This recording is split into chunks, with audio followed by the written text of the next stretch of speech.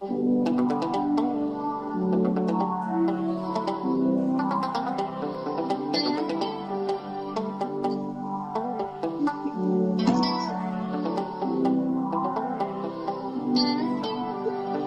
te dire ce que je ressens? Tes bienfaits sont trop grands. Du fond de mon âme coule de larmes qui traduisent mes silences. Comment te dire ce que je ressens?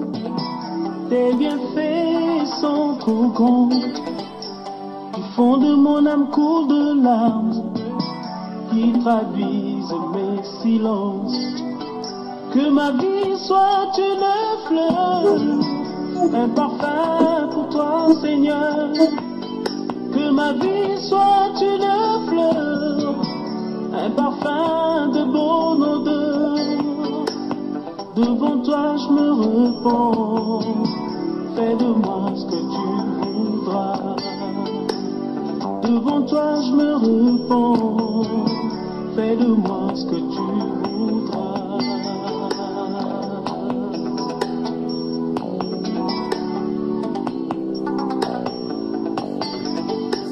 Comme l'argile devant les potiers, donne-moi la forme qui te plaît. Fais toutes choses en ton temps, je serai toujours confiant. Seigneur, observe mes voies, garde-moi près de ta croix. Je voudrais habiter chez toi. Marok dans la sainteté de bonjour. Bonjour frère Junior.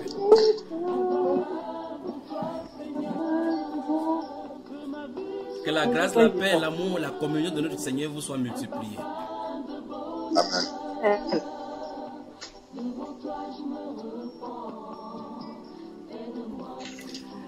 Savez-vous que je vous aime? On le sait, frère. On le sait, c'est réciproque.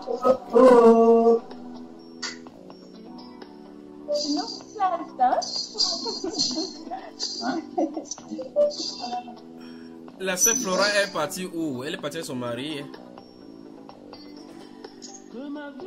On voit ça.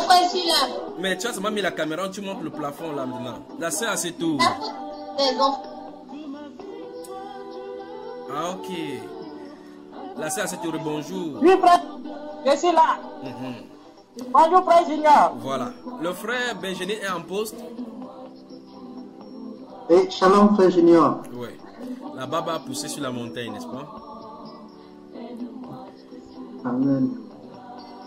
La sœur Résienne est aussi là, n'est-ce pas?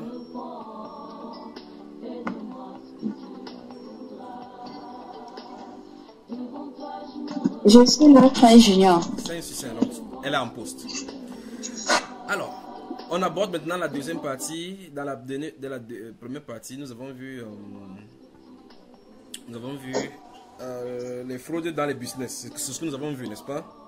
Donc nous abordons la suite des questions dont notre frère posé dans la première partie.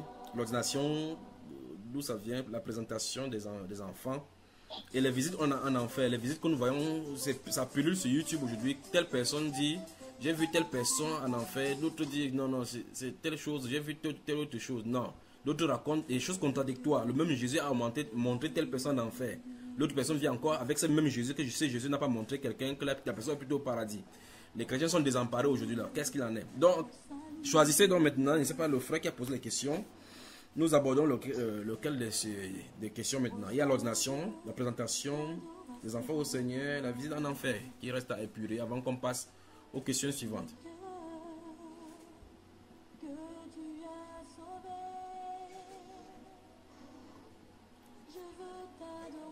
Frère Olivier, on prend quelle question?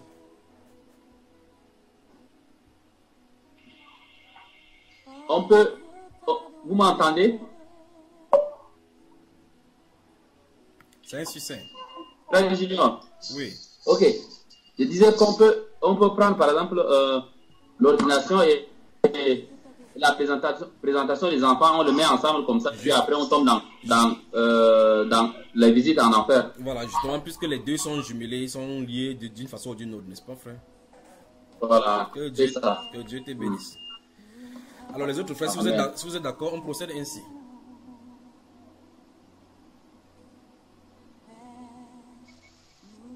On est d'accord, je suis d'accord. Voilà. Amen, amen, amen. Vous savez, les choses que nous avons trouvées en milieu religieux aujourd'hui, il y a tellement un grand danger que si quelqu'un accepte des choses au dépend de la parole de Dieu, sans vérifier, accepte pour vrai et prend cela pour vrai, il se pourrait que cette personne soit en train d'être trompée sans s'en rendre compte. Beaucoup de nos pratiques, beaucoup de ce que nous avons au milieu de l'église, enfin de toute façon, depuis un certain temps, vous en avez remarqué effectivement que ce qu'on prêche et ce qu'on dit dans la Bible sont généralement contraires. Vous avez vécu certainement et puis vous avez vu des choses, vous entendez les enseignements, vous avez comme l'impression que ce sont les enseignements qui ont des problèmes, alors qu'en réalité c'est les doctrines qu'on a toujours enseignées qui avaient des problèmes. Dieu amène donc les gens à réformer, à retourner à la parole. Donc, avant de répondre à ces questions de l'ordination et de la présentation des enfants du Seigneur, je vais d'abord dire certaines petites choses pour qu'on puisse bien se saisir. C'est que quand Dieu dit une chose dès le départ, la sœur Claire a son micro ouvert avec la sœur Albertine. Donc, quand vous bougez, là, ça bouge et ça dérange. Donc, lorsque Dieu a dit quelque chose dans sa parole, c'est définitif. Et s'il a dit quelque chose dans la loi, et que cette chose-là c'est une ombre, il faut que sa réalité soit présentée dans la nouvelle alliance. La deuxième chose, c'est que Dieu est dans la progression de la révélation. Dieu est dans la progression de la révélation. Dieu qui a commencé dans la Genèse à montrer des choses, il est montré au fur et à mesure pour qu'on puisse voir ça clairement, jusqu'à ce qu'il est tombé sous la loi.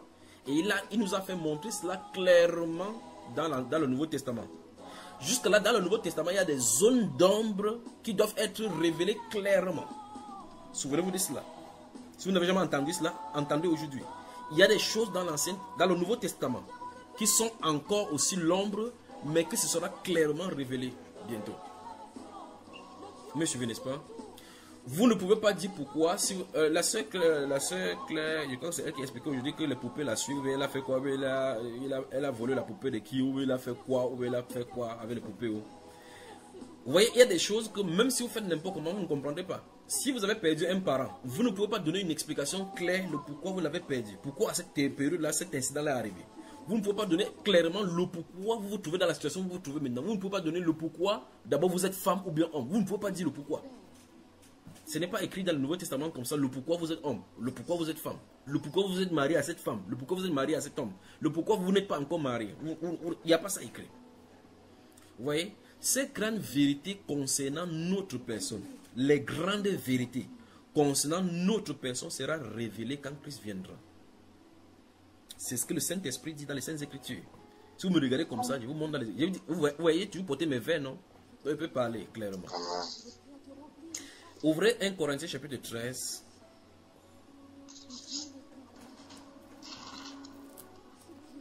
Quand quelqu'un va entendre, vous va dire que mais on dit que le Nouveau Testament a tout révélé. Que non, c'est pas ce que Sonne dit. Sonne dit il y a des ombres dans le Nouveau Testament que personne ne peut éclaircir. Et Dieu l'a mis comme ça.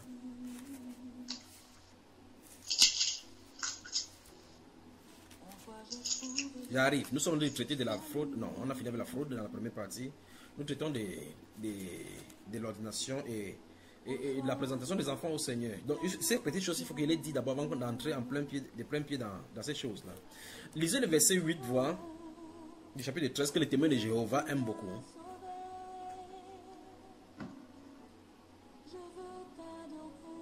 L'amour ne périt jamais. Les prophéties prendront fin. Les langues cesseront. La connaissance disparaîtra. Verset 9. Car nous connaissons en partie et nous prophétisons en partie. Verset 10. Mais quand ce qui est parfait sera venu, ce qui est partiel disparaîtra. Verset 11. Lorsque j'étais enfant, je parlais comme un enfant. Je pensais comme un enfant, je raisonnais comme un enfant. Lorsque je suis devenu homme, j'ai fait disparaître ce qui était de l'enfant. Verset 12 enfin. Aujourd'hui, nous voyons au moyen d'un miroir d'une manière obscure. Stop. Vous avez entendu ça? Vous avez entendu ce que l'apôtre a dit là? Il ne parle pas de ceux de la loi. Il a dit aujourd'hui. Donc il parle sous la grâce. Donc sous la grâce, il y a l'obscurité. Sous la grâce, il y a l'obscurité qui n'a rien à voir avec l'obscurité de l'Ancien Testament. Il y a l'obscurité dans la nouvelle alliance qui sera révélée et éclaircie par la lumière, l'éclatante venue de notre Seigneur. Alors, relis encore ça, mon frère, le verset 12. Aujourd'hui, nous voyons au moyen d'un miroir d'une manière obscure. Oui. Mais alors, nous verrons face à face.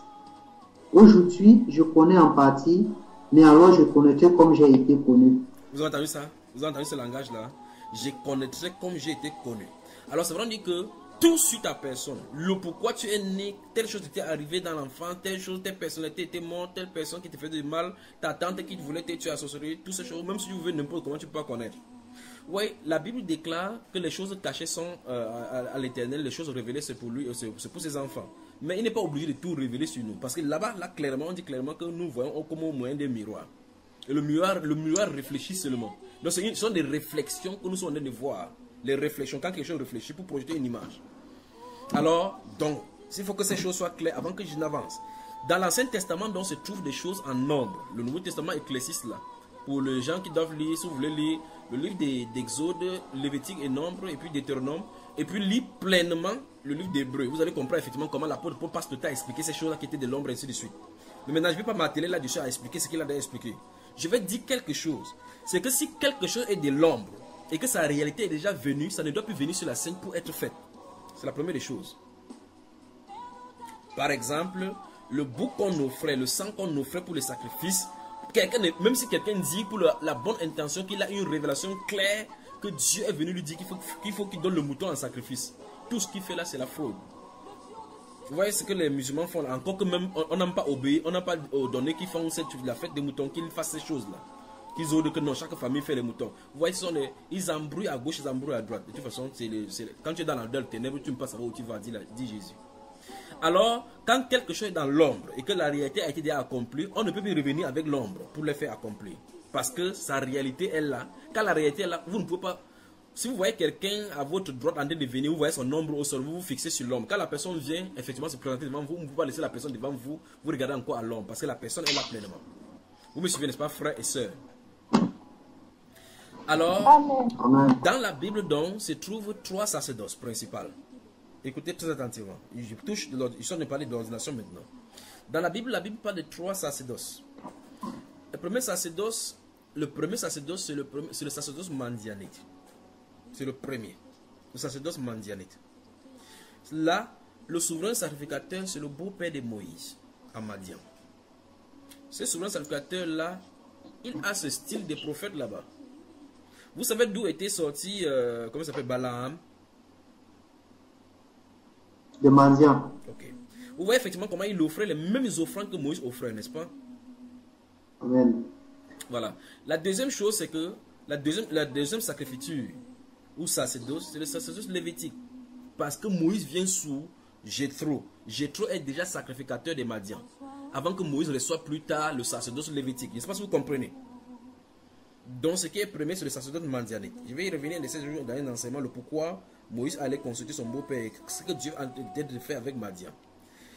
Alors, il y a le sacerdoce mandianite, parce qu'en fait, dans le sacerdoce lévitique, se trouve incorporé le sacerdoce mandianite. Ce que les Madians faisaient se trouve incorporé dans le sacerdoce lévitique. Mais la chose, c'est que avant ces 2 sacerdoces-là, est prophétisé le sacerdoce de Melchisédek, dans Genèse chapitre 14. Vous y êtes? Lorsque Abraham rentre du combat et que Melchisédek vient au devant de lui dans Genèse chapitre 14, la Bible déclare qu'Abraham lui donna la dîme des taux. Hébreu chapitre 7 nous explique, si vous lisez les 7 premiers versets de Hébreu chapitre 7, Hébreu chapitre 7 nous explique que ce n'est pas Moïse, ce n'est pas pour notre père Abraham qui a en réalité payé sa dîme. Comme les pasteurs ont des têtes tordues de l'argent là. Ce n'est pas Moïse, ce n'est pas Abraham qui payait la dîme, mais c'était Lévi qui était au sein d'Abraham dans ses règnes. Lorsque Abraham est allé au devant de Melchisédek, c'était lui qui payait la dîme. Je suis obligé de m'arrêter là pour bien vous expliquer les choses. Ouvrez Hébreu là, ouvrez Hébreu, on y va. Je vais enlever mes verres lorsque j'aurai fini de parler de ces choses là. Vous allez seulement voir mes yeux quand je vais finir de parler.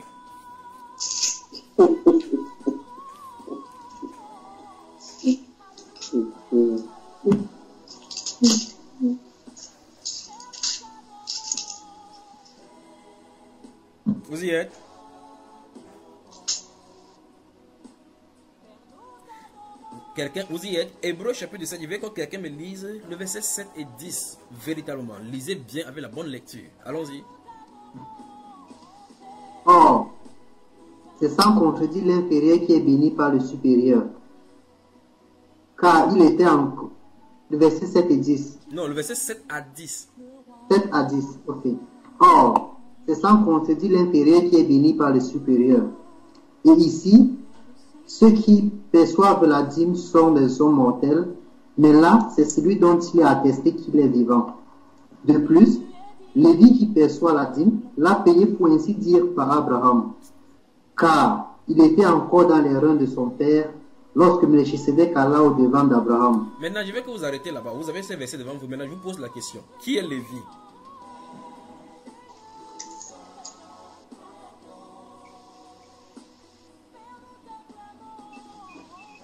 L'un des fils de Jacob. Bien. C'est désagréable.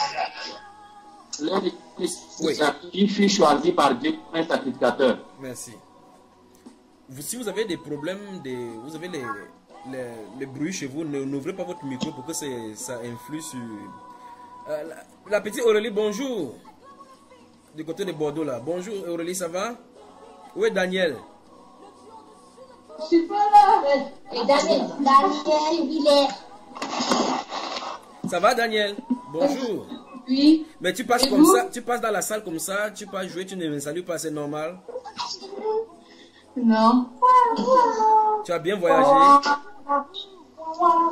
Oui. Attends, j'ai rien. Tu as bien voyagé. Oui. Sois sage, d'accord? Ok. Tu dois Oui, honorer, tonton. tu dois honorer ta famille. Ne sois pas parmi les délinquants, parmi les enfants dépravés de ce siècle. Si le Seigneur veut t'utiliser, donc fais attention, préserve ton corps. Tu as compris? Oui, tonton. Voilà. Donc, que Dieu te bénisse. Amen. Alors ma soeur, veille sur cet enfant, sur ce garçon. Maintenant, on revient dans notre prédication ici. Je t'en ai parlé de ce hébreu là. Remarquez très attentivement, je vous pose la question concernant Lévi. Lévi, je veux que quelqu'un me donne la généalogie, par exemple les 5 premiers ou bien 4 premières personnalités avant Abraham, après Abraham, allons-y. Après Abraham, allons-y, Abraham.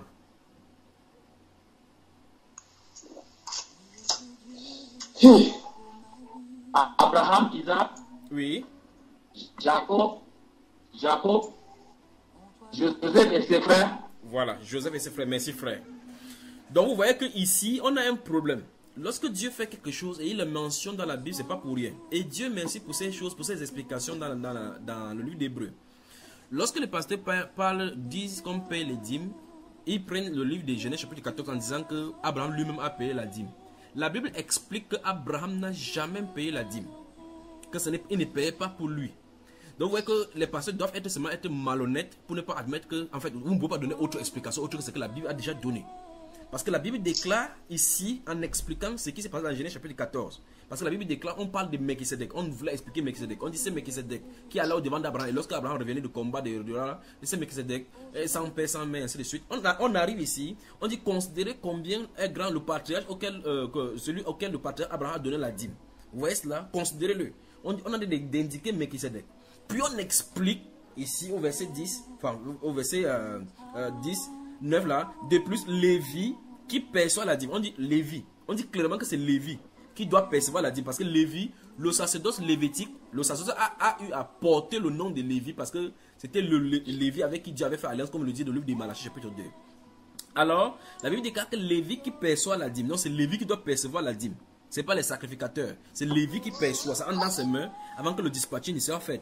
On dit Lévi qui perçoit la dîme l'a payé. Lévi qui perçoit la dîme l'a payé. L'a payé. Frère, Oui. ça veut dire que si on comprend bien, Abraham n'a pas payé sa dîme. Il a payé plutôt la dîme, c'est de Lévi. Une fois de plus, il n'a pas payé la dîme. une fois de plus, je vais encore redire ça sur 2 mots. Abraham n'a pas payé sa dîme. Abraham n'a pas payé la dîme de Lévi. C'était, dit la Bible, Lévi qui était en train de payer. D'accord. C'est ce qui est écrit là-bas. Verset 9 encore. De plus, Lévi qui perçoit la dîme Oui, oui, hein, l'a payé, pour ainsi dire, par Abraham. C'est un peu comme vous entendez, quelqu'un vous doit de l'argent, vous envoyez votre fils pour le donner. Vous donnez pour aller remettre cet argent, n'est-ce pas, frère? Et puis vous dites que j'ai payé mon argent par mon fils. J'étais payé ton argent par mon fils. Donc vous êtes passé par votre fils pour donner cet argent-là. N'est-ce pas si vous comprenez? J'arrive. Regardez.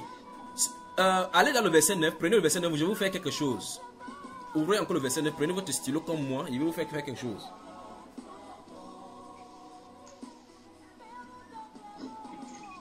Vous y êtes? Oui. Soulignez Lévi. Soulignez seulement ce que je vous demande de souligner. Soulignez Lévi. Vous avez souligné?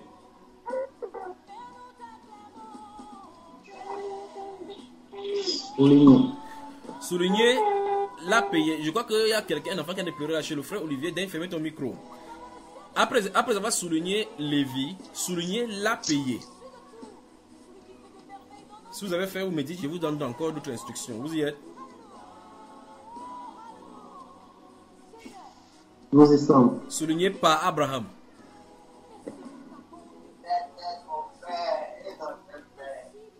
Maintenant, si vous avez souligné, je veux que quelqu'un me lise dans cette phrase-là ce que vous avez souligné. Hein. Allons-y, en commençant par le premier. Allons-y, vous lisez comme si c'était une phrase. Allons-y.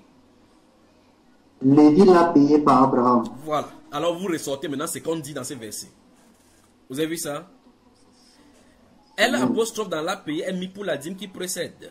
Parce que vous voyez payer là et accorder. E accent aigu et mieux. Parce que la dîme c'est au féminin. Donc Lévi l'a payé. A payé quoi? La dîme. Et Lévi a payé la dîme par Abraham. Donc c'est pas Abraham qui a payé la dîme, n'est-ce pas mes frères? Donc si vous voyez votre pasteur qui dit que non, la première mention de dîme c'est dans Genèse chapitre 14, c'est une bonne histoire, c'est une bonne information qui vient de vous donner. S'il dit que c'est Abraham qui payait la dîme, dit que non frère, c'est une fausse information parce que la Bible dit que c'est Lévi qui payait la dîme. Il demande que où est-ce que Lévi était, est-ce que Lévi a existé à cette époque? Vous dites que le verset 10 dit que car il était encore dans les règnes de son père, lorsque Melchisedec allait au devant d'Abraham. Maintenant, je pose la question, est-ce que Abraham est le père de Lévi? Direct.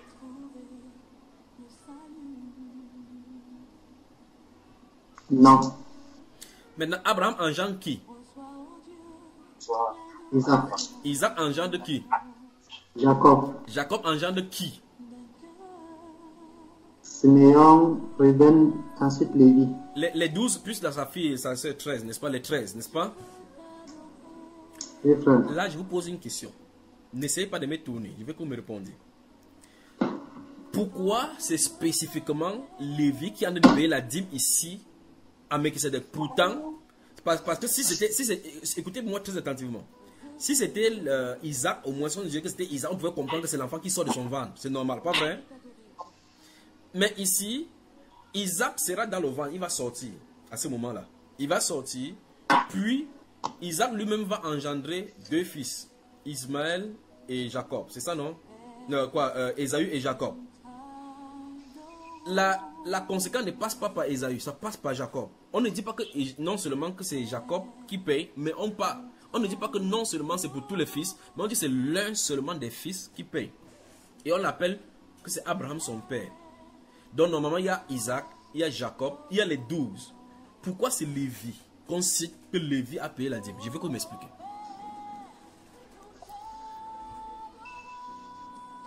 Vous voyez qu'on ne doit pas seulement lire la Bible à la levée, en rigolant avec les choses de Dieu comme ça, n'est-ce pas, frère? Non, non. Oui. Si vous m'entendez? 5 sur 5. Bon. Si on voit bien, c'est la 4e génération. Oui. La 4e génération, c'est-à-dire après du patriarche Abraham. Oui. Donc, c'est Lévi qui vient payer. On voit la position aussi de Lévi. Je crois que Lévi est 3e et 4e. Lévi est 3e, n'est-ce pas? Oui. Ruben, Siméon, Lévi, oui. Voilà. Essaye de nous décortiquer ça, le frère Olivier. Décortique-nous ça, cherche. Et on voit là comment on appelle. Abraham la Bible nous fait savoir que c'est Lévi qui paye l'autre la dîme, c'est-à-dire paye la dîme par, comment on appelle, par le biais d'Abraham. Tu vois, n'est-ce pas? Oui. Là, je suis un peu troublé. Je te voyais venir. Vous voyez, c'est compliqué. C'est compliqué. Mais je vais revenir sur cette explication-ci plus longtemps, plus explicite dans les enseignements. Mais je vais vous dire en donnant des brefs par rapport à cela. Maintenant, vous remarquez que la révélation, tout à l'heure, je vous ai dit que la révélation de Dieu va croissant. Et j'ai expliqué d'abord que le sacerdoce mandianite est venu avant. Mais avant cela est révélé d'abord d'autres sacerdoces. Et Genèse chapitre 14 montre un sacerdoce qui devrait venir sur la scène, un sacerdoce intransmissible appelé le sacerdoce de Melchisédek. Donc vous voyez effectivement que Melchisédek se présente devant Abraham. Et Abraham rentre dans ce contexte dans la victoire.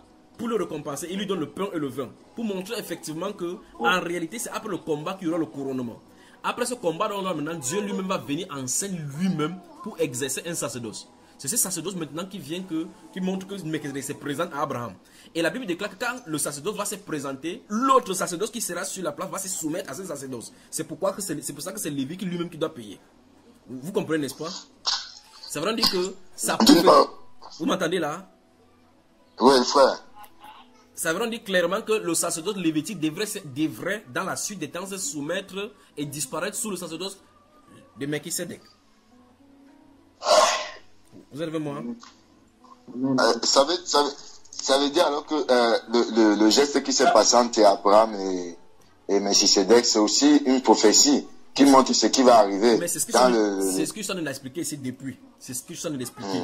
C'est pour ça qu'il dit que lorsque quelque chose est prophétisé, ou mieux, est dans l'ombre, et que la réalité est là, ça ne doit plus venir sur la scène. Quand vous comprenez ces choses, vous allez comprendre pourquoi les gens qui passent le temps à dire que la dîme, ce sont des mangeurs tout simplement. Parce qu'ils ne comprennent pas ces choses-ci. Vous comprenez, n'est-ce pas? Oui. Dans ce livre d'Hébreux, chapitre 17, la Bible déclare au verset 11, si vous lisez du verset 11 jusqu'au verset 18, la Bible déclare que le sacerdoce a été changé. Or, la personne qui payait la dîme payait pour montrer qu'il doit se soumettre plus tard au sacerdoce lévitique, au sacerdoce de Melchisédek. Or, quand ça change, ça introduit, la Bible déclare que l'introduction d'un meilleur sacerdoce. Et donc, l'introduction du meilleur sacerdoce vient, les gens font toujours rentrer les gens encore sur le sacerdoce lévitique. Je ne sais pas si vous comprenez, on a des problèmes. Ils sont de tous ces choses-là parce que sous le sacerdoce lévitique, il y a une façon d'agir dans le culte. Il faut que je vous explique ces choses-là. Je vais expliquer jusqu'à on va toucher l'ordination maintenant avec ces enfants-là. C'est pour ça que je suis passé par ici pour vous montrer clairement. Donc le sacerdoce lévitique est un sacerdoce temporaire pour conduire les gens à la foi, à la manifestation de la foi lorsque la foi viendrait. C'est ce que Galates chapitre 3 nous explique. Pourquoi dans la loi? Elle a été donnée à cause des transgressions pour nous garder comme un pédagogue jusqu'à la postérité à qui la promesse avait été faite. D'accord? Maintenant, avant que la foi vienne, nous les sommes gardés sous le joug de la loi. La loi étant, sous le joug de la loi. La foi étant venue, nous ne sommes plus sur ces pédagogues-là. Donc, dans la loi sacrificielle venant de Lévitique, sur le sacerdoce lévitique. Alors, donc, sur ce sacerdoce-là, Dieu dit clairement ici, par ces révélations, que le sacerdoce lévitique doit quitter la scène et qu'il doit se soumettre à un autre sacerdoce. Donc, ici, sont annoncés deux sacerdoces. C'est donc pour cela qu'on n'a pas dit que c'est les Ruben qui a donné la dîme, c'est Abraham, c'est Jacob, c'est Lévi. Parce que c'est Lévi, son alliance est avec Lévi. D'accord? Son alliance de sacerdoce est avec Lévi. C'est pour ça qu'on parle de sacerdoce lévitique. Vous êtes là, frère? Amen. Bien aimé. Oui. Abraham faisait ces gestes même. Il a fait un geste prophétique sans même se rendre compte que, comment on l'appelle, qu'il est en train de payer quelque chose pour son petit-fils, on peut le dire. Exactement. Et qui parle ici, ça veut dire qu'il parle ici avec un inconnu qui est aussi sacrificateur, qui parle ici aussi de l'aide de son enfant qui va figurer le sauveur du monde. Oui, exactement. Donc c'est une prophétie qui parle un peu de deux sacerdoces. Oui. Que on appelle Abraham a affiché dans cet acte. Oui. Donc, et c'est là le mystère vraiment que les hommes ne comprennent pas en mélangeant les choses. Bon, ça c'est sur la dîme. Je vous laisse maintenant de continuer maintenant. Que le Seigneur te bénisse, mon frère. Vous voyez que toutes ces choses-là sont liées ensemble. Si on ne comprend pas ces choses, on va tomber toujours en dérision. Alors, dans le sacerdoce, ici, dans le geste de Genèse, chapitre 14, fait état de la rencontre et de la promesse entre Dieu et Abraham, parce que c'est le Père, la source de la foi, à qui la promesse de la postérité a été donnée. Dieu donc lui dit par ces gestes que la postérité que tu donnes avant que ça devienne en action, la descendance qui aura le sacerdoce va se soumettre au fils dont l'origine remonte aux temps anciens, qui n'a ni père, ni mère, ni sang, ni sang. Vous ne vous posez pas de questions qu'on dit qu'il est roi de Salem, et ainsi de suite. Ce n'est pas un royaume qui est sur la terre. C'est le sacrificateur qui vit pour toujours dans un royaume éternel. Et Abraham n'a pas eu peur de lui, il n'a pas dit que celui-ci sort d'où. Vous voyez? Parce que le prophète le connaît. Le prophète Abraham le connaît. Et remarquez très attentivement qu'Abraham a dit qu'il ne prend pas quoi que ce soit par rapport au truc de la victoire. Là, pourquoi on ne dit pas que ce sont tous ceux qui l'ont enrichi? Le frère Prince, bonjour et bienvenue. Bonjour, frère Junior. Voilà, on ne te voit pas. Il faut, ta famille. Oui, il faut que la famille te voie. Mets ta caméra. La première réaction que vous devez avoir, c'est chaque fois quand vous connectez, c'est au moins le temps. Vous êtes distants les uns les autres. Mettez les caméras pour pouvoir vous voir. D'accord? Mettez les caméras pour pouvoir vous voir, pour communier.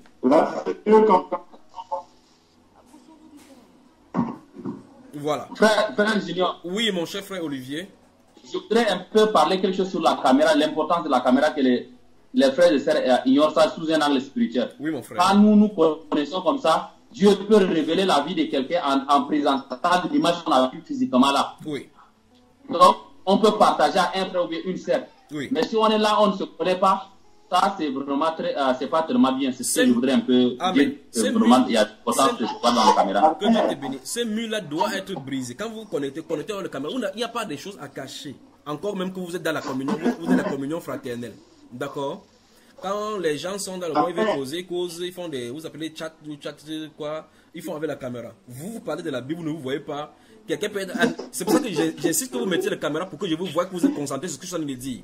Parce que si elle fait ça et que maman Charlotte est en train de préparer, maman Abetienne de préparer la sauce tomate là, il va d'abord l'interpeller, qu'elle vienne s'asseoir pour écouter. Parce que c'est ce qu'on a dit là est important. Il faut qu'il soit sûr que les interlocuteurs sont en train de m'écouter. Sinon vous êtes déconcentré, vous dites oui, vous bougez la tête alors qu'on n'est pas en train d'écouter. Donc on laisse le travail de Marthe, lorsqu'on a parlé de la parole, on s'échange la parole en se voyant. Alors le frère Prince, ferme le micro, la maman Abetienne, fermez le micro. Fermez le micro, comme ça on continue. Et permettez-moi de développer ceci jusqu'à finir, puis je vous passe la parole. Donc si vous avez quelque chose à dire... la porte. Je ferme la porte. Vous voulez que je ferme la porte comment ici? Je ne peux pas vous fermer la porte de mon cœur, moi je vous aime. D'accord? Alors je tente de dire donc que permettez-moi que je développe ceci et puis je reviens vers vous. Je vous passe la parole. Donc si vous avez quelque chose, parce que je peux être en train de parler comme ça, quelque chose vous monte sur le cœur. Si vous n'écrivez pas, ça va disparaître. Donc ayez un stylo entre les mains. Quand vous me posez des questions, j'ai une feuille sur laquelle je note les questions. Alors, et une feuille également, pendant que je suis en train de parler, si vous avez des questions à noter, vous notez puis vous revenez. Donc il faut qu'il développe ces choses-ci. On comprend, d'après ce que je suis en train de dire, qu'il y a la loi et il y a les choses de la loi qui devraient s'accomplir. Il y a des principes de cette loi-là. Il y a des sacerdoces et le sacerdoce de Lévitique devrait faire place au sacerdoce de Melchisedec. Et effectivement, ça a pris pas parce que sur la terre maintenant, nous ne voyons pas ces sacerdoces. Mais, souvenez-vous, ce sacerdoce va encore refaire surface chez les Juifs. C'est ce que la Bible nous prophétise. Il y aura encore ces choses-là avec les sacrifices qui seront encore faits là-bas lorsque le temple sera fait. On va rétablir l'autel de Dieu là-bas. Maintenant, pour le moment, nous sommes encore avec le sacerdoce de Melchisedec. Alors, ces sacerdoces étant introduits, ces sacerdoces a dans les modalités. Sur le sacerdoce lévitique, prenez le livre d'Exode, notez le chapitre 28, chapitre 29 des sacerdoces, ce sacerdoce lévitique. Exode, chapitre 28 et 29. Que Dieu vous bénisse.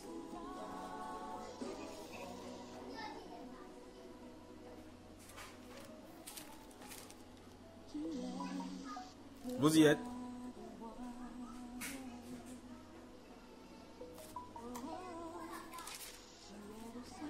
Donc on va donc lire ceci et puis je vais vous parler maintenant de façon crue. La sœur Abetine, ton micro n'est pas fermé.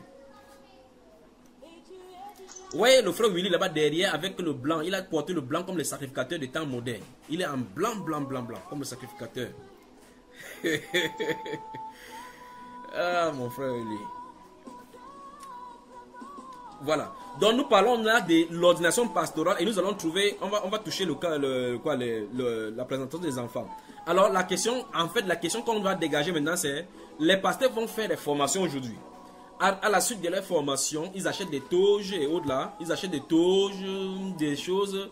Et dans une cérémonie de ce qu'on appelle la consécration officielle, on les présente en assemblée en faisant des pompes, des choses pompantes tout autour.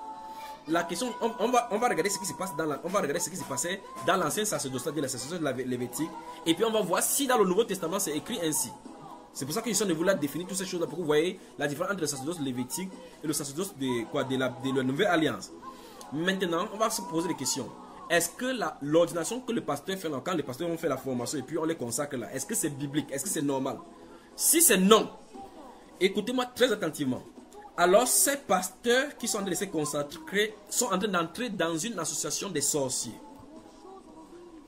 En tout cas, que vous le voulez ou pas, moi j'assume, ce sont des sorciers.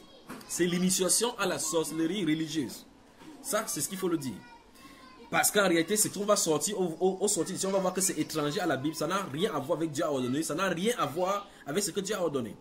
Maintenant, on va prendre également la consécration des enfants au Seigneur. On va voir effectivement ce que la Bible en disait par rapport à la consécration. Ce qu'ils appellent la présentation des enfants au Seigneur. Vous comprenez? Donc on va voir ça. Amen. Préparez dans Lévitique chapitre, j'ai dit quoi? Exode chapitre 28. Exode chapitre 28. Oui, chapitre 28. Donc tout le monde ouvre la Bible. Tout le monde ouvre la Bible.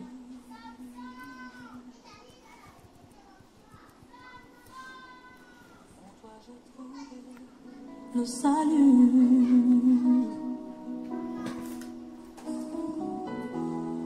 Reçois, oh Dieu, l'adoration d'un cœur que tu as sauvé. Je veux t'adorer.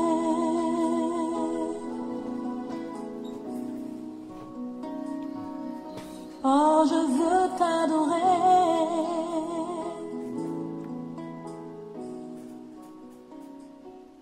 Vous êtes à Exode chapitre 28. Dans Exode chapitre 28 et chapitre 29, la Bible parle de la confection des vêtements sacerdotaux, ainsi de suite de la consécration des sacrificateurs. Je vais seulement piper parce que c'est long. Vous devez prendre le temps pour lire ces deux passages-là. D'accord? Vous devez prendre le temps pour lire ces deux passages, ces deux livres-là, pour pouvoir voir à la lumière de ce que nous allons dire aujourd'hui. Nous allons donc voir au travers de là, parce que nous avons défini qu'il y a deux sacerdoces concernant la Bible, mais il y avait un premier sacerdoce qui était là, mais qui est contenu dans le deuxième sacerdoce. Tandis que le sacerdoce mandianique a été incrusté et injecté dans le sacerdoce lévitique. Et le sacerdoce lévitique a fait place dans le sacerdoce de Melchisédek. D'accord? Donc, il faut qu'on voit certaines choses concernant le sacerdoce lévitique. Et c'est ça qu'on va voir ici maintenant. Puis on va se poser des questions sur les autres sacerdoces. Le deuxième sacerdoce dont le sacerdoce lévitique a fait place. C'est ça qui va nous meubler maintenant. Et on va donc toucher par ricochet donc l'une des choses donc, qui appartiennent donc à cette sacerdoce-là, la présentation des enfants au Seigneur. Parce qu'il y a des gens qui, les dimanches matins, ou bien il y a des services de consécration où on dit qu'on présente les enfants au Seigneur. On va voir si c'est scripturaire, ce qu'ils sont en train de faire. Alors, Lévitique, Exode chapitre 28. Vous y êtes? Je vais lire à partir du verset 1 du chapitre 28. Donc, vérifiez dans les Saintes Écritures. À partir du verset 1 du chapitre 28 d'Exode. Fais approcher de toi Aaron, ton frère et ses fils, et prends parmi les enfants d'Israël, et prends-les parmi les enfants d'Israël, pour les consacrer à mon service dans le sacerdoce. Vous voyez le groupe de mots, n'est-ce pas? Pour les consacrer, pour les mettre à part, pour les sanctifier, les séparer de leurs frères afin qu'ils entrent dans le service. Il dit pour les consacrer à mon service dans le sacerdoce. Aaron et les fils d'Aaron, Nadab, Abihu, Éléazar et Itamar. Verset 2. Écoutez très attentivement. Tu feras à Aaron, ton frère, des vêtements sacrés. Soulignez, vêtements sacrés.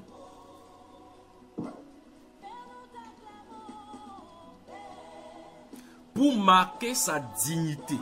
Vous avez vu cela, n'est-ce pas? Donc, vous pouvez encadrer maintenant pour marquer sa dignité. Donc, le vêtement sacré a un signe. C'est le marquage, le démarquage que Dieu a eu son regard sur toi d'une certaine façon. Et la Bible déclare dans ce même livre d'Exode, dans ce livre d'Hébreux que nous avons lu tout à l'heure, on dit que personne ne s'érige de ce titre-là, le souverain sacrificateur, comme le fut Aaron. Vous voyez? Parce que cette dignité-là, on détient cela de Dieu. Donc personne ne peut se prévaloir d'être sacrificateur. Ça doit venir de Dieu. Et dans l'ancienne alliance et dans la nouvelle alliance, ce principe n'a pas changé. C'est pour ça que Dieu a dit au Melchisedec que tu es sacrificateur pour toujours, selon l'ordre de Melchisedec. Alors donc, Dieu dit ici, tu feras à Aaron, ton frère, des vêtements sacrés. Ces vêtements sont sacrés. Gardez-vous à l'esprit parce qu'on va toucher la nouvelle alliance tout à l'heure. Donc les vêtements que les gens doivent porter dans le sacerdoce doivent être sacrés. Ok. Maintenant, il dit pour marquer sa dignité et pour lui servir de parure d'ornement. Donc, les vêtements sont sacrés. C'est pour marquer sa dignité. Quand on voit cela, on voit ça qu'il est en honneur. Et deuxième chose, ça le orne.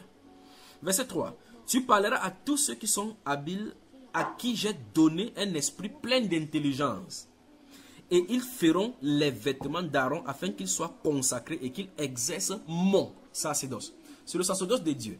Et donc Dieu s'est choisi les gens qui doivent coudre les vêtements. C'est terrible. Et il met son esprit dans ces personnes pour que les gens puissent coudre le vêtement que doivent porter les sacrificateurs. N'est-ce pas terrible?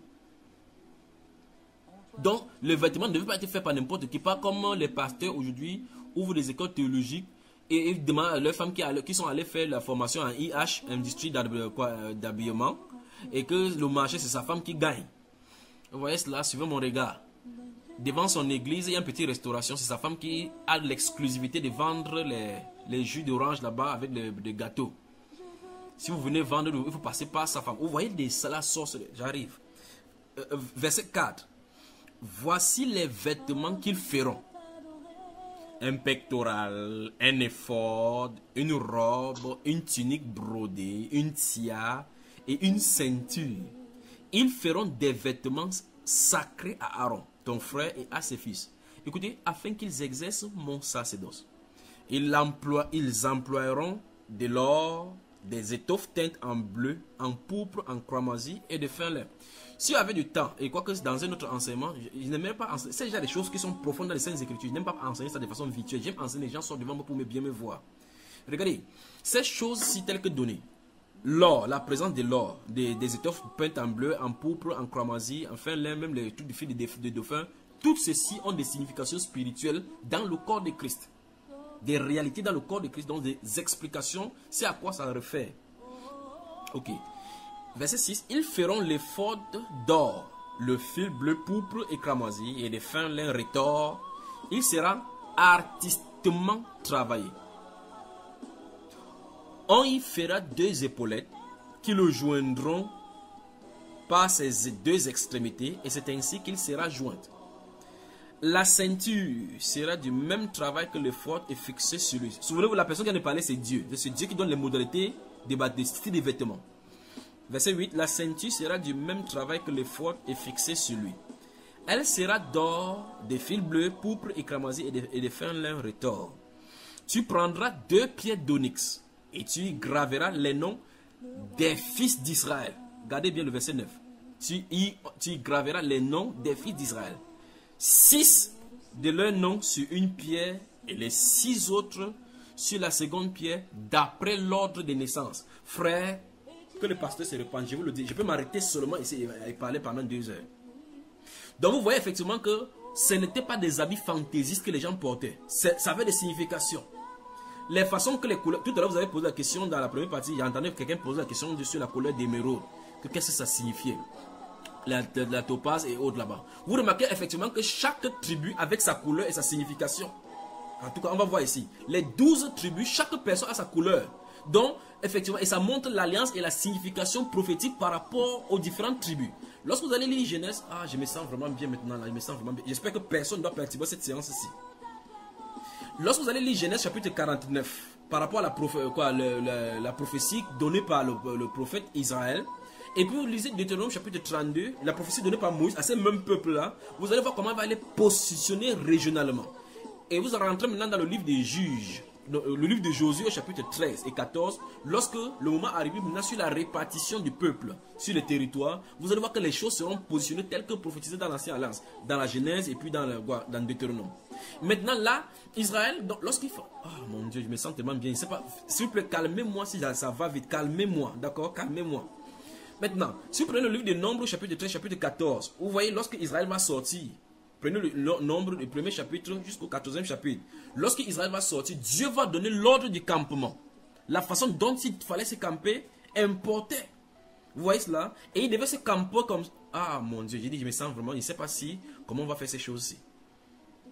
Père, que ton nom soit glorifié. Je ne sais pas. Je crois que je vais devoir avaler des choses. Il faut qu'on se rencontre physiquement. Il faut qu'on soit physique pour ces genre de choses-ci. Il faut qu'on soit physique. Alors, dans le livre des nombres, donc, vous allez voir, je crois que je vais prendre l'une de mes Bibles là. Remarquez très attentivement, l'âge de l'alliance est carré comme ça, comme votre Bible à vous, carré. Et puis là, c'est assorti des différents outils où on devrait transporter. Là, l'âge de l'alliance devait être transporté, mais la façon dont Israël devrait marcher devant l'âge de l'alliance importait.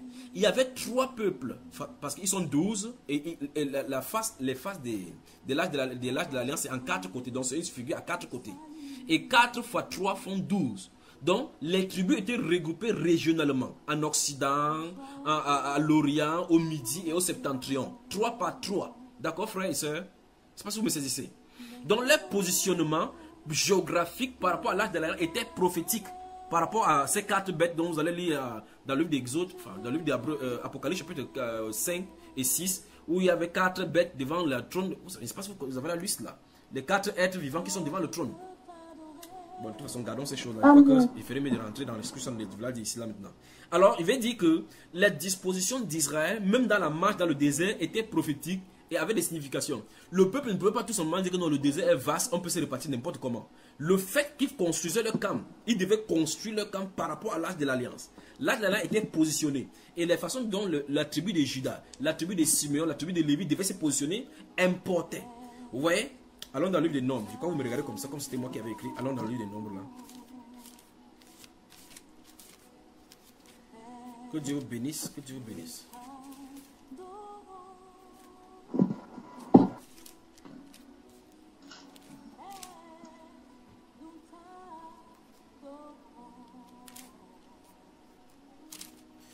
Vous y êtes?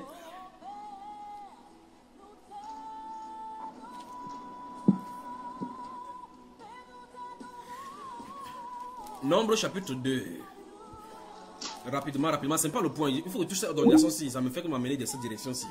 Mais il va falloir que vous compreniez ces choses. Le but pour lequel tout ceci a été déployé, c'est pour que vous ne fassiez pas les mélanges. Et c'est cette chose-ci d'inattention qui a amené les pasteurs à prendre des choses, mélanger le paganisme, l'eschatologie en travers ces bêtises-là. Quand ces choses-là sont positionnées dans les Saintes Écritures, en fait, au sortir d'ici, il veut dire que les choses de l'ancienne alliance ne sont pas mises au hasard. Il n'y a rien qui est dit au hasard là-dedans. Il y a une signification. Et souvenez-vous, c'est Dieu qui en a de parler. Remarquez qu'il choisit les personnes qui doivent coudre les habits. Le style de couleur qu'on doit mettre.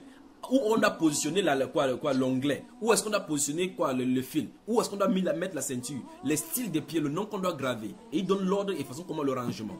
Si Dieu prend le temps de dire cela, et il dit à Moïse, elles sont de faire d'après le modèle qui t'a été monté sur la montagne, on doit faire attention. Alors, Nombre chapitre 2, je vais lire rapidement. Vous allez voir donc que, si vous lisez le livre de Nombres, je vais lire rapidement et puis on va faire le résumé. L'Éternel parlait à Moïse et à Aaron et dit, les enfants d'Israël camperont chacun près de sa bannière, sous des enseignes de la maison de ses pères. Ils camperont vis-à-vis et autour de la tente d'assignation. Maintenant, écoutez bien. 1.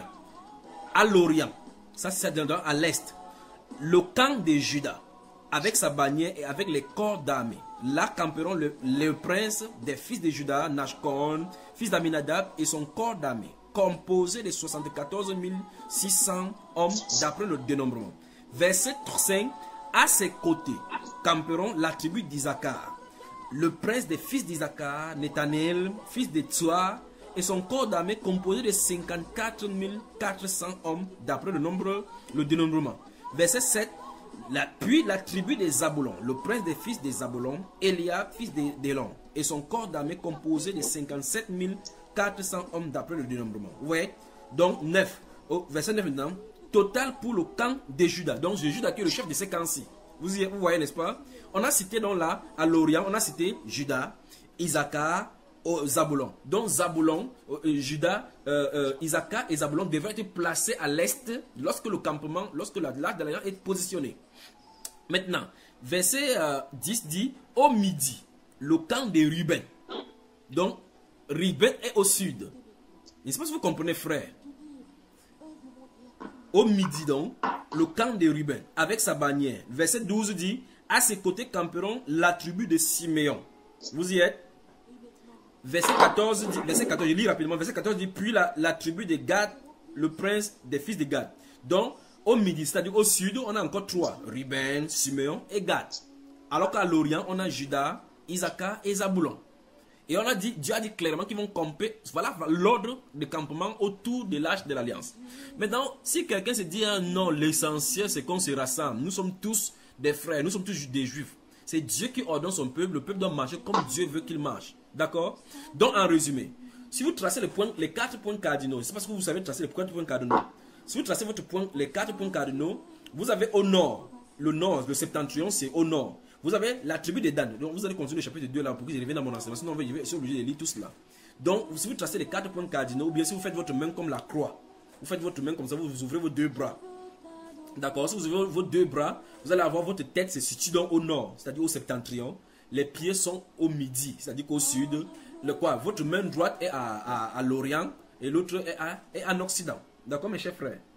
Maintenant, quand c'est positionné comme ça, d'après ce qu'on a dit ici, le nord, c'est-à-dire qu'au septentrion, nous avons la tribu de Dan, la tribu d'Issachar, puis la tribu de Naphtali. D'accord? Mais au sud, maintenant, comme on vient de voir à midi, au midi, nous avons la tribu de Ruben, la tribu de Siméon, puis la tribu de Gad. Et puis, de l'autre côté maintenant, du côté de l'Orient, de l'Occident, nous avons quoi? Benjamin, Manassé et Ephraïm. Vous avez vu ça, frère? Donc, 3 ici, 3 ici, 3 au sud, 3 au nord. Alors, les 3 fois les 4 côtés, ça fait 12 tribus. La question c'est, pourquoi Dieu dit qu'il se regroupe comme ça? Et vous le voyez dans le désert, l'arche de l'alliance, la tente de l'alliance est au milieu. Et ils sont regroupés comme ça par famille, dans les différentes zones. C'est comme ça qu'ils doivent camper. Quand ils se mettent en marche, quand ils se mettent quelque part, ils doivent aller. Et Dieu dit par la suite que quand ils vont se lever pour partir, il y a la façon de se lever. Ce n'est pas tout le monde qui se lève en marchant. Ça, si vous comprenez, frère. Vous y avez moi? Amen. Voilà. Donc voilà comment la Bible est. C'est pour ça que je suis obligé d'entrer là-bas chaque fois pour ouvrir la Bible pour vous expliquer ces choses-ci. Maintenant, en revenant dans le livre d'Exode, concernant ce qui nous concerne ici, nous sommes de voir l'ordination pastorale. Écoutez même le mot. Ordination pastorale. Tu parles. Bon, alors, donc nous voyons que dans l'ancienne alliance, Dieu a donné l'ordre des ordres concernant le sacerdoce. Tout était régularisé au point où il n'y avait rien que quelqu'un peut poser la question que telle chose va être fait comment. Quand quelqu'un vient devant la tente d'assignation, on sait ce qu'il doit faire. On sait ce qu'ils doivent être fait. Et les gens qui doivent faire, tout est régularisé. Même les gens qui devraient, quand on levait le camp pour aller à un autre endroit, il y avait des gens qui étaient spécialisés seulement pour démonter les tentes. Ceux qui démontaient les tentes, ce n'était pas eux qui emportaient. Vous voyez, il y avait des gens qui sont là uniquement pour porter. D'autres personnes qui doivent seulement porter l'arche de l'alliance et sur leurs épaules. Quand plusieurs fois dans les enseignements, j'en ai parlé par rapport à ces choses-là. Alors donc c'est pour dire quoi? C'est que Dieu non seulement a choisi qui doit faire quoi, mais a ordonné lui-même dans le sacerdoce les gens qui sont censés travailler de façon spécifique. Ici nous voyons comment, pour consacrer, il dit comment la consécration doit être faite. Qui doit coudre les habits, qui doit mettre quoi et comment ça doit se faire. La consécration était uniformément faite et de façon monotone. C'est-à-dire qu'on suivait la même consécration d'année après année. Le rituel était identique. Maintenant, prenez 5 dénominations différentes et voyez donc les différentes consécrations. Vous allez être abasourdis. Maintenant, rentrons dans le livre d'Exode.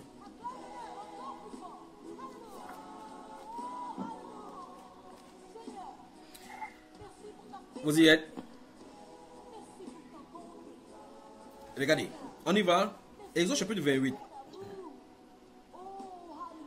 Je vais rapidement au verset 15 et suivant. Tu feras le pectoral du jugement, artistement travaillé. Vous avez vu cela? Donc le pectoral, ce qui portait ici, écoutez bien. Le pectoral était, il y avait cette chose que vous appelez galon ici. On avait fixé des liens ici. Et on a porté cette plaquette là, cette pectoral là ici au-dessus. Et dans cette pectoral étaient gravées les 12 pierres, classées en ordre de 6-6, et les noms d'Israël étaient positionnés là-dessus. Dieu appelle ça le pectoral du jugement. Les pasteurs, vous allez voir les pasteurs catholiques, ils ont les choses roses qui portent des chapeaux rouges et autres là-bas, des attroupements, d'autres qui portent avec des grosses croix renversées, d'autres avec des grosses cailloux entre les mains et autres là-bas avec des gros bâtons tordus comme le serpent. Et d'autres encore, ils portent l'habit noir avec des signes rouges sur ça. Ça, c'est de l'église protestante. Ils disent qu'ils sont les modérateurs. Le modérateur international. L'église pentecôtiste mélange un peu le protestantisme avec le catholicisme et puis même le truc de maraboutisme. Donc vous voyez, ils vont aller voir avec noir, rouge, blanc, violet, tous les genres de couleurs. C'est des sorciers, je vous dis. C'est des sorciers. C'est des sorciers. Alors continuons ici. Verset 17 dit, verset 15 encore, tu feras le pectoral du jugement artistement travaillé. Tu le feras du même travail que l'effort. Tu le feras d'or, des fils bleus, pourpre et cramoisi. Veuillez fermer le micro avant qu'on ne coupe pas ceci. Et des fins leurres de retors. Il sera carré. Il sera carré et double. Sa longueur sera d'un empan et sa largeur d'un empan. Donc Dieu donne même les mesures. Donc ce n'est pas n'importe qui choisit sa mesure. Tu encasseras une garniture de pierres, 4 rangées de pierres. La première rangée, une sardoine, une topaze, une émeraude. Émeraude. Vous avez vu cela, n'est-ce pas? Donc dans la première rangée. Voilà. La seconde rangée, une escarboucle, un saphir, un diamant. Troisième rangée, une opale, une agate, une améthyste. Quatrième rangée, une chrysolite, un onyx, un jaspe. Ces pierres seront encassées dans leur monture d'or. Donc, à l'intérieur, vous savez, la pierre est taillée sous forme de carré. Et la chose qui reçoit la pierre à l'intérieur est faite en or. Et puis on taille la pierre, que ce soit la pierre d'émeraude, de chrysolite, ou bien d'onyx, ou bien de jaspe. On taille ça sous forme carré, un peu comme le morceau de sucre. Vous voyez cela, mais sous forme carré. Et puis on va les mettre dans les montures pour que ça soit fixé sur les fautes qui est cousu en fil bleu et fil bleu, cramoisi et retors. Verset suivant dit 21. Il y en aura 12 d'après les noms des fils d'Israël. Elles seront gravées comme des cachets. Chacune avait le nom de l'une des 12 tribus. Donc si ton nom est gravé sur la pierre de jaspe, cette couleur-là appartient à ta tribu. Et il y a une explication, dis-je. Il y a une explication. Je vais revenir dans un autre enseignement. Verset 22, tu feras sur le pectoral des chaînettes d'or pur tressées en forme de cordon. C'est plein, c'est plein. Puis au verset 29, là-bas en bas, lorsque Aaron entrera dans le sanctuaire, il portera sur son cœur les noms des fils d'Israël, gravés sur le pectoral du jugement, pour en conserver à toujours le souvenir devant l'Éternel. Amen. Maintenant, donc, je voulais qu'on lise là pour que vous voyez effectivement le style des vêtements que les gens portaient, la façon que les couleurs, les différentes choses et les significations. La Bible nous explique ici que pour le cas des sacerdoces là, donc, là, pour le cas de la pierre, il était question qu'on porte cette pierre là, les noms qui sont gravés là-bas, et remarquez très attentivement que les pierres de jaspe et autres, ce sont des choses naturelles, c'est-à-dire que Dieu a fait comme ça et qui sont des pierres précieuses. Autrement dit, Dieu choisit Israël. Écoutez-moi maintenant, je vais dire. Si vous pouvez voir mes yeux, voyez mes yeux, mais je me sens vraiment bien. Le fait que Dieu a gravé les tribus d'Israël sur des pierres précieuses montre clairement que ces gens-là, leur amour est gravé de façon irrévocable devant Dieu. Le fait qu'ils sont portés sur la poitrine de souverains sacrificateurs pour venir devant le trône de propitiation montre que même si Israël commet n'importe quel péché, ils obtiennent propitiation parce qu'ils sont d'abord gravés par amour dans le cœur de Dieu. Je vais prendre le temps pour étayer là-dessus. Mais restons dans la chose. Donc, vous devez comprendre donc que par ces significations, quand Aaron entre dans la tente du sanctuaire, c'est pour amener le péché d'Israël devant le trône de grâce. Et là, quand il sort, le péché est déposé là-bas. Et quand le péché est déposé là-bas, il ressort avec le même nom gravé sur la pierre précieuse. Ça veut dire que l'amour de Dieu pour Israël est pour toujours.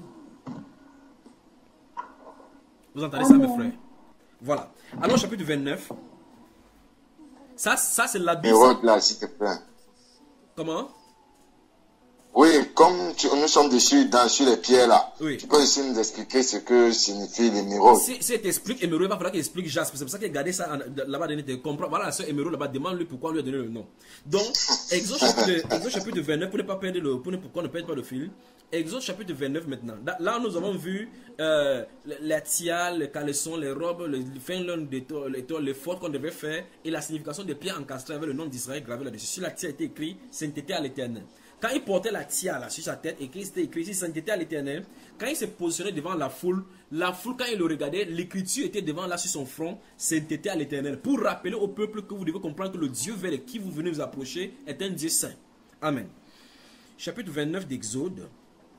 Maintenant, vous allez voir maintenant, après quand la pierre et les autres sont faites, il faut maintenant que ceux-ci à qui on a dit qu'ils doivent porter ces vêtements-là, ces vêtements sacrés, pour que ça les serve de dignité, pour qu'ils entrent dans leur service. Il faut qu'on voit maintenant comment on fait pour les consacrer à leur service. D'accord? C'est donc cela, c'est cela que porte le chapitre 29. Chapitre 29, dans le verset 1. Écoutez. Voici ce que tu feras pour les sanctifier. Sanctifier, ça veut dire que nettoyer, pour être mis à part. Lorsque quelque chose est déjà sanctifié par Dieu et mis à part, vous ne pouvez plus toucher ça et aller libre devant le Seigneur. Dieu va vous punir. C'est donc pour cela que les nourritures que les gens amenaient, remarquez très attentivement pour le cas de la nouvelle, pour que vous compreniez ce que ça veut dire. Lorsque vous lisez 1 Corinthiens chapitre 11 où on parle du repas du Seigneur, vous vous souvenez du repas du Seigneur, j'en ai parlé dans la Côte d'Ivoire dans la sainteté, que le repas du Seigneur tue. Remarquez très attentivement, quand vous priez, on dit lorsque vous assemblez, que chacun de vous, quand vous vous mettez à table, on dit que quelqu'un commence à manger pour son propre repas, après on dit l'autre qui a faim. On dit, vous voulez vous mépriser la table du Seigneur. Or, la table, c'est un objet sur lequel on dépose des choses pour manger. Maintenant, la table initialement vide se trouve à un moment donné appelée la table du Seigneur. Non pas que c'est la table en planche maintenant qu'on a de signifier ainsi, mais c'est la chose par la suite de la rituel qui se passe au-dessus qui devient maintenant par appellation la table du Seigneur. De telle enseigne que si le frère Olivier avec sa femme prépare le bilibili, alors que la sœur Charlotte prépare le coquille, et l'autre prépare le ndolé, et l'autre prépare le mbongo, l'autre prépare vous appelez quoi, la tchéké. Vous amenez, lorsque chacun prépare ça chez lui, il peut manger dans sa mamie, ça ne dérange personne. Vous voyez cela? Il mange chez lui, ça ne dérange personne. Il mange autant qu'il veut, ça ne dérange personne. Sous réserve qu'il ne fasse pas de la gourmandise, parce que ça c'est un péché. Maintenant, lorsqu'il porte cela pour venir au milieu des saints, en disant que nous venons comme ça pour le repas fraternel, le repas du Seigneur. Lorsque c'est déposé sur la table, le repas devient pour le Seigneur. Vous voyez cela? Donc ce repas est sanctifié automatiquement vu qu'on vient sous le nom du Seigneur. Et donc ce repas est automatiquement sanctifié. Ça veut dire que c'est mis à part pour un but précis pour le Seigneur. Et donc ici dans le chapitre 29 il dit, voici ce que tu feras pour les sanctifier. Donc après cet acte-ci, ils sont déjà mis à part pour le Seigneur. C'est donc pour cela que vous allez voir dans le livre de Daniel au chapitre 5, si vous lisez dans Daniel chapitre 5, vous allez voir le roi Belshazzar, ce que vous appelez Belshazzar, ou bien pour ceux les amateurs des religions orientales, là, Balthazar. Lorsqu'il va prendre le pouvoir, il va inviter ses compères avec ses concubines, ils vont prendre les vases d'or et d'argent que nous connaissons, avaient amené de Jérusalem, ils vont commencer à boire jusqu'à ce qu'ils saoulent. Et puis subitement, la main de Dieu va sortir là pour écrire sur les murailles. Vous voyez, ça va compter, peser. Et donc, lorsque Daniel vient pour lui dire, ça révèle ici que ceux-ci ne connaissaient pas la crainte de Dieu. Et par conséquent, ils pouvaient prendre l'or qu'on a consacré. C'est juste un gobelet. Juste un gobelet. Mais la différence, c'est que ce gobelet avait été consacré pour le service de Dieu. Même si Israël a péché n'importe comment, il n'en demeure pas moins que ce gobelet a été consacré par Dieu, au service de Dieu. Et par conséquent, n'importe qui ne pouvait pas boire là-dedans. On ne pouvait plus faire n'importe quoi. Avant que ça ne soit consacré, c'est fait avec de l'or, ou bien avec de l'argent, ou bien avec du cuivre, les reins, ainsi de suite. Mais lorsque c'est consacré pour le service de Dieu, toute personne qui touche reçoit de le mourir comme les Philistins en ont eu, lorsqu'ils ont transporté l'Arche de l'Alliance. Alors ici, la Bible déclare que voici ce que tu dois faire pour les consacrer. Suivons donc ces choses. Donc à l'issue de ces choses-là, ils sont sanctifiés. Avant cela, ils ne sont pas sanctifiés. Quand cet acte, je suis en train d'insister parce qu'on parle de l'ordination pastorale. Et vous allez voir, maintenant, on va répondre qu'est-ce qui sanctifie le pasteur, qu'est-ce qui le met à part. C'est sur ce point, c'est pour ça que j'explique, je me tue à expliquer comme ça pour que vous saisissiez. Ici, dans l'ancienne alliance, dans la saison lévitique, Aaron a été choisi par Dieu. Il y a un acte qui doit être fait pour qu'il entre en service, pour que désormais, il soit coupé du naturel, pour que la dignité lui soit conférée de façon spirituelle. De telle sorte que lorsqu'il fait une œuvre, il le fait en vertu, comme quelqu'un dit. Vous voyez un ministre par exemple qui représente un chef d'État ou bien un roi quelque part. Il veut décerner une médaille.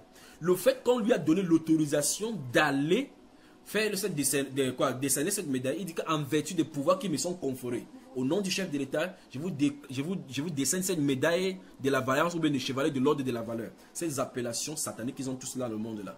Alors, quand ces personnes se font, il le fait parce qu'on lui a donné l'autorisation de le faire. Il représente une autorité.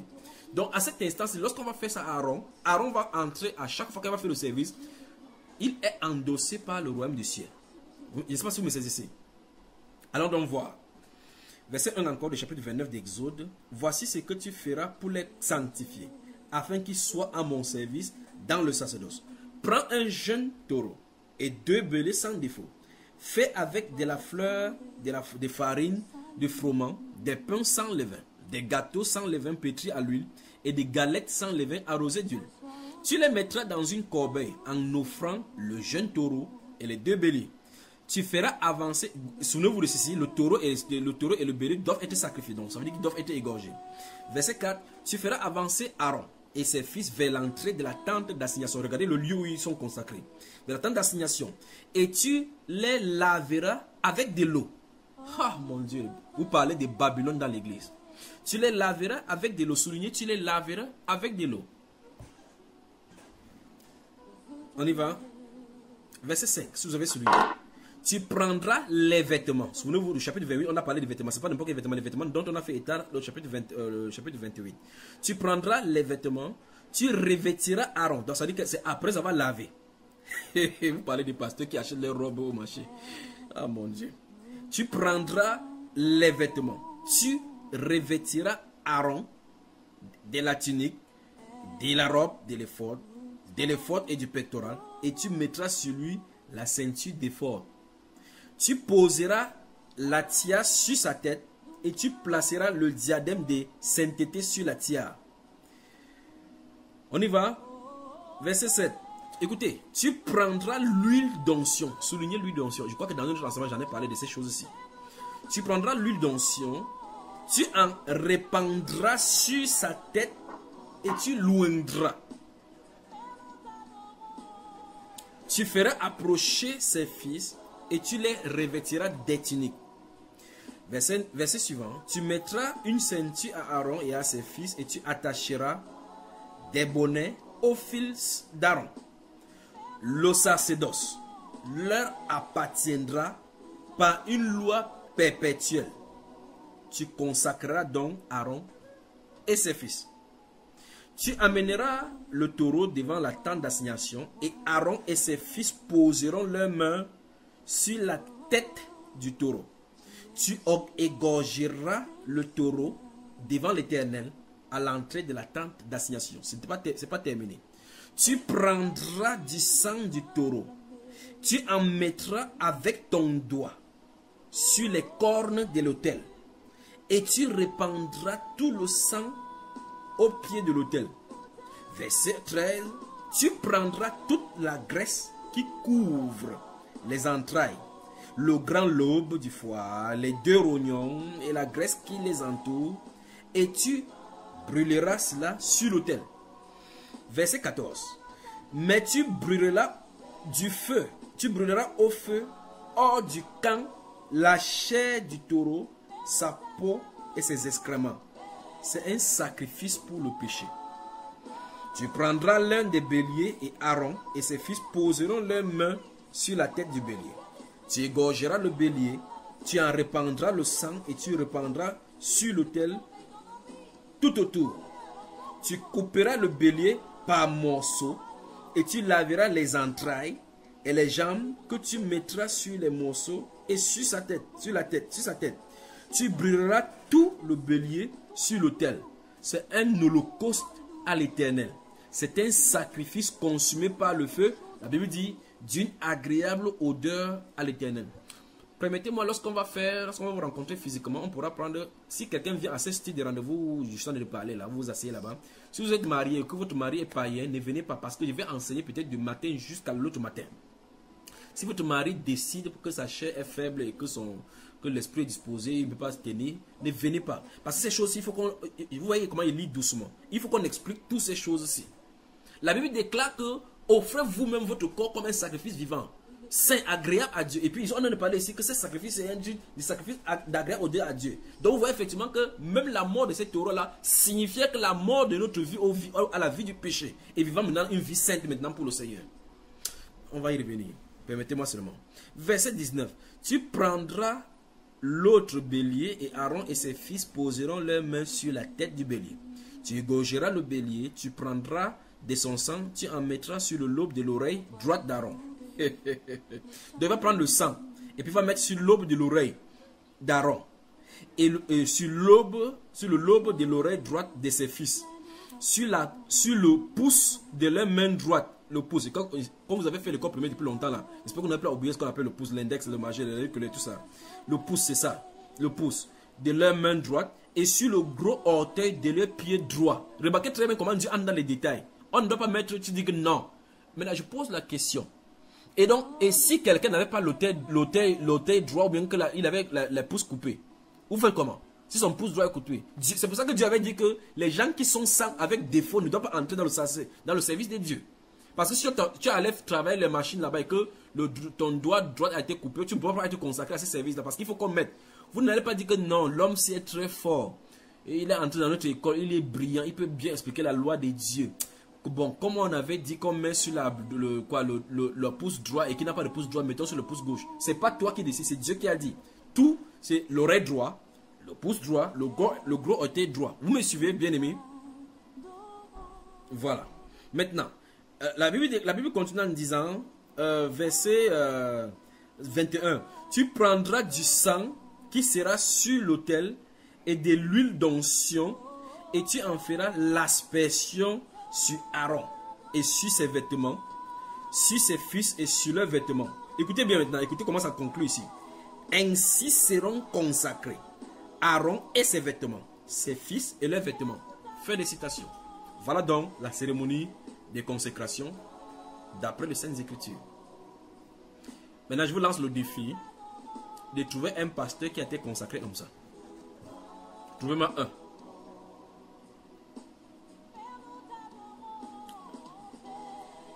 Mais j'ai comme l'impression que quelqu'un ici a un frère qui est pasteur ou bien c'est un père qui est pasteur. Essayez de me parler. Quelqu'un ici, c'est qui a un pasteur là ici? Venez me dire, vous avez assisté à la cérémonie de consécration. Ouvrez les micros maintenant. Vous aimez me poser des questions. C'est moi qui pose des questions maintenant avant d'arriver. Il n'y a pas haut, il n'y a pas près. Non, ça te tape pas. Ton ami c'est Makoso. Il ne parle même pas de toi, donc il n'y a pas quoi.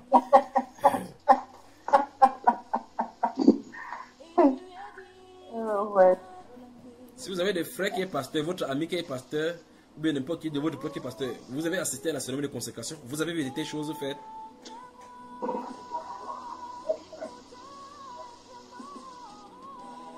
Donc vous voyez, vous ne voulez pas me répondre, vous cachez votre frère, vous ne voulez pas que quand il vous entende, il dit que tu allais me vendre là-bas. Maro dans la sainteté, bonjour. Bonjour, Frère Junior. Bonjour, Frère Junior. Mais Frère Junior. Ne me pose pas la question, réponse seulement. Tu as des pasteurs, tu n'es pas des pasteurs. Non, il n'est pas des pasteurs. Oui, attends, par rapport à ce que tu as dit. Attends d'abord que les gens Attends d'abord que les gens parlent. Tu vas parler, regarde ça. Qui a des pasteurs ici? Yeah.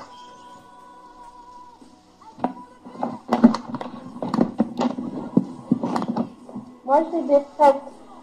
Des prêtres. Mais c'est la même chose, nos pasteurs prêtres, c'est la même chose. Bon, n'en parlons pas de prêtres. Comme tu dis prêtres, c'est catholique. Non, nous savons que c'est Babylone la grande là-bas. Donc, n'en parlons pas. Restons sur les pasteurs. Alors, donc, vous voyez donc que si vous prenez 400 différentes dénominations, ce que les gens appellent église, et que vous voyez les cérémonies de consécration, vous allez voir 400 consécrations différentes. N'est-ce pas, frère? Alors, ces 400 consécrations différentes, telle consécration fait pour lui comme il veut. Il y a des pasteurs qui on verse l'huile d'olive sur eux, comme ça entre dans leurs yeux, il essaie de nettoyer. D'autres encore, quand on verse comme ça, il a la chair et puis il commence à... C'est pourquoi on dit que c'est l'onction qu'il a reçue. Mensonge. Mensonge. Vous voyez la cérémonie de consécration dont la Bible parle. Donc, c'est ainsi qu'on consacrait donc les sacrificateurs. Ils devaient entrer en service après cela. Et la Bible déclare dans le livre d'Hébreux que c'est comme ça que ça a été fait la consécration. Et en parlant de la consécration faite par le sang de Jésus, il dit que d'après la loi, les choses étaient consacrées par le sang. C'est pour ça que les institutions avaient été consacrées avec les hommes et ainsi de suite. Maintenant, frère Nassirou, parle-moi, tu voulais dire qu'on a dit quoi là? Non, c'est par rapport à ces consécrations des pasteurs là. Oui. Les gens disent souvent que non, est-ce qu'on est obligé de faire tout? Dieu va comprendre. Bon, quand tu sais souvent, on avait dit que non, mais est-ce que c'est ça que vous appliquez? Il y en a que non, est-ce qu'on est obligé de faire tout? Dieu va comprendre comme ça. Bon. Bon, ce qui fait que on puisse pas laisser toujours. Bon, écoutez-moi très attentivement maintenant. Si vous avez été attentif, et soyez attentifs maintenant. Il n'y a aucune consécration sur la terre parmi les pasteurs qui est de façon directe ou indirecte ressemble à ceci. Aucune consécration. Bon, comme il dit déjà que il faut faire tout. Il y a des bruits. C'est chez la soeur Albertine. Soeur Albertine, il y a des bergers allemands qui viennent pour te chercher. Vous avez des problèmes avec les policiers. Et là, la soeur Albertine, le chien en train d'aboyer toujours là. C'est chez toi?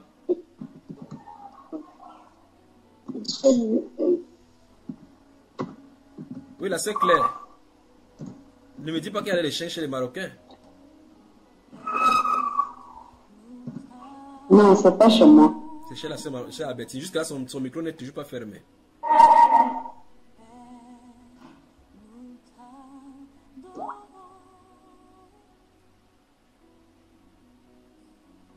On peut avancer maintenant.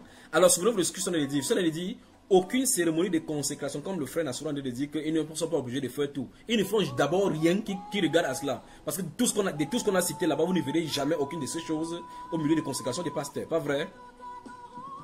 Maintenant, autre chose la plus terrible, c'est ceci. C'est que Aaron et ses fils ne sont pas venus à la consécration à l'issue d'une formation. J'espère que nous verrons le voir cela là-bas. C'est le choix de Dieu. Il a choisi Aaron et ses fils. Il dit, mets-les à part. Si vous lisez Nombre chapitre 18, là, par rapport à tout ce qu'il a de faire, mets-les à part pour qu'ils m'appartiennent pour le service. Aaron n'est pas allé dans une école de formation théologique pour savoir comment faire ou telle chose jusqu'à ce qu'on lui remet les diplômes. Ou on lui remet les diplômes, sa femme vient lui donner les fleurs en disant, ouh, il se filme avec la touche. On le met dans la maison comme ça pour signifier clairement qu'on est pasteur. Et puis on commence à sortir, on marche partout, on a les habits partout, on sache que c'est un grand pasteur. Il arrive dans les festivités, on le met. Alors la Bible appelle cela les pharisiens. Vous voyez, les pharisiens. Malheur à vous pharisiens. Si vous prenez le temps de lire Matthieu chapitre 23, qui pose juste des larges phylactères. Ils n'aiment pas être salués dans les places publiques rabbi. Quand ils sont dans les classes VIP, quand vous lui dites que faites la prière sur la nourriture, il te parle de Jéhovah Sabaoth, Jéhovah Shekenu, Jéhovah Nissi, Jéhovah le Gem, Jéhovah le Tout-Puissant, le Dieu. Ils envoient le démon de Jéhovah dans la nourriture. Et la Bible déclare, c'est pas moi qui dis ça, la Bible qui dit qu'ils font pour apparence les longues prières. Ils polluent les veuves. Alors donc c'est cela. Oh, maintenant, par rapport à tout ce que nous avons lu, vous avez vu effectivement que la couleur d'émeraude, la couleur des jaspes, la couleur bleue de fil de rétor, ainsi de suite, le fil cramoisi est donnée. Et de telle sorte que si tu voyais un sacrificateur avec sa couleur, tu sais que voici un sacrificateur. Et il ne portait pas ça n'importe où. Dans la Bible, dans le développement, il y avait une chambre où ils s'ornaient, où on gardait toutes ces choses-là dans la maison du trésor. Donc vous voyez effectivement qu'il y avait des chambres d'habillement uniquement pour cela. Donc ils sortaient là-bas dans le sentier. Ils ne partaient pas n'importe où. Ils enlevaient ces vêtements pour mettre là-bas. Donc ils ne partaient pas au deuil avec. Vous voyez cela, ce n'était pas pour aller au deuil. Maintenant, vous voyez un prêtre, un pasteur, il avait sa soutane comme un moine mexicain. Vous voyez, on fait n'importe quoi aujourd'hui. Ah, que Dieu nous vienne en aide. Chez les protestants, mais vous allez voir des franges de protestants qui portent le bleu, l'autre porte le rouge, l'autre porte le noir, l'autre porte le blanc. Vous voulez poser la question, ok, mais vous qui portez le blanc, ça sort dans la Bible. Les catholiques ont fait aussi le blanc, pourquoi on dit que le blanc symbolise la sainteté. Ce n'est pas le blanc qui symbolise la sainteté, d'après ce qu'on a dit de voir là-bas. C'est le fil bleu cramoisi. Vous devez être sanctifié au travers du cramoisi. Le cramoisi, c'est la couleur du sang, pour montrer que c'est dès le sang que Dieu te voit. Après, il porte le blanc comme ça, il couche avec les petits enfants. Bande de satanistes. Alors, donc, vous voyez effectivement que l'apparence de la piété dont fait montre le pape et tous les autres là, ne regardez pas sur le vêtement. Vous allez vous perdre. Ne regardez pas sur le vêtement. Jésus, notre Seigneur, c'est là où nous touchons maintenant la nouvelle alliance. Quand Jésus, notre Seigneur, qui est le type parfait, même le Melchisedec promu, quand il est venu, remarquez très attentivement que Melchisedec n'est pas présenté avec les habits de la sacrifiture. Vous voyez cela? C'est son œuvre qui montre qu'il est un souverain sacrificateur. Vous voyez? Il n'apporte pas le sang de taureau pour donner. C'est son propre sang qui donne. Il est souverain sacrificateur à perpétuité. Vous voyez ça, mes frères? Alors, dans la nouvelle alliance, donc maintenant, je commence à poser des questions. Avez-vous vu le souverain sacrificateur de la nouvelle alliance avec des habits sacerdotaux? Non, frère. Les ministres qui l'accompagnent, parce que Aaron ici a ses fils qui devaient le seconder. Les ministres qui l'accompagnent dans le sacerdoce, il parle du sacrificateur de la nouvelle alliance. Les ministres qui l'accompagnent ont-ils des vêtements spéciaux? Non plus. Alors on voit dans les consécrations. On peut y aller? Amen. Jean chapitre 13. Notez Jean chapitre 13.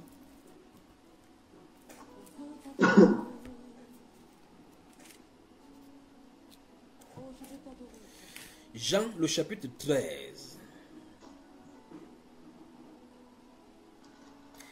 verset 3 à 8, à 10, verset 3 à 10, qui va lire ça? Après, on va au chapitre 15.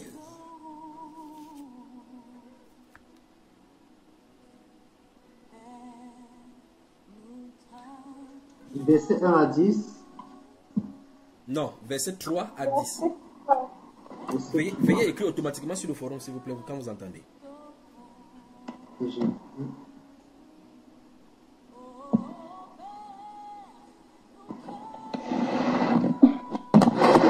Son verset 3 est tellement éloigné du verset 1 qu'il a de chercher encore. Permettez-lui. Je peux lire, vous n'arrivez pas à m'entendre. Ton son n'est pas bon là, c'est Gigi. Laisse comme ça. Écris seulement sur le forum. La seule chose qui est bon chez toi, c'est quand tu fais le bruit. C'est là où le son sort bien. Alors, qui va nous lire le Jean chapitre 13, verset 3 à 10. Jésus, qui savait que le Père avait remis toutes choses entre ses mains, qu'il était venu de Dieu et qu'il s'en allait à Dieu, se leva de table, ôta ses vêtements et prit un linge dont il se ceignit. Ensuite, il versa de l'eau dans un bassin et il se mit à laver les pieds des disciples et à essuyer avec le linge dont il était saint. Il vint donc à Simon-Pierre et Pierre lui dit, « Toi, Seigneur, tu me laves les pieds ?» Jésus lui répondit, « Ce que je fais, tu ne le comprends pas maintenant, mais tu le comprendras bientôt. » Pierre lui dit, « Non, jamais tu ne me laveras les pieds. » Jésus lui répondit, « Si je ne te lave, tu n'auras point de part avec moi. » Simon Pierre lui dit, « Seigneur, non seulement les pieds, mais encore les mains et la tête. » Jésus lui dit, « Celui qui est lavé n'a pas besoin, celui qui est lavé n'a besoin que de se laver les pieds pour être entièrement pur. Et vous êtes purs, mais non pas tous. » Amen. Donc vous voyez la cérémonie de consécration. Vous voyez le lavement, n'est-ce pas? Vous voyez le lavement. Maintenant, comment se fait que Jésus a dû leur expliquer qu'ils ont été déjà purifiés? Il manque seulement à terminer avec les pieds. Un peu comme si vous êtes déjà lavé de la journée et que vous voulez aller au lit, votre pied est sale, vous nettoyez tout juste les pieds pour vous aller au lit. Sur le plan physique, c'est cela. Mais le Seigneur nous l'informe ici qu'ils sont tous purs. Ils sont purs, mais non pas tous.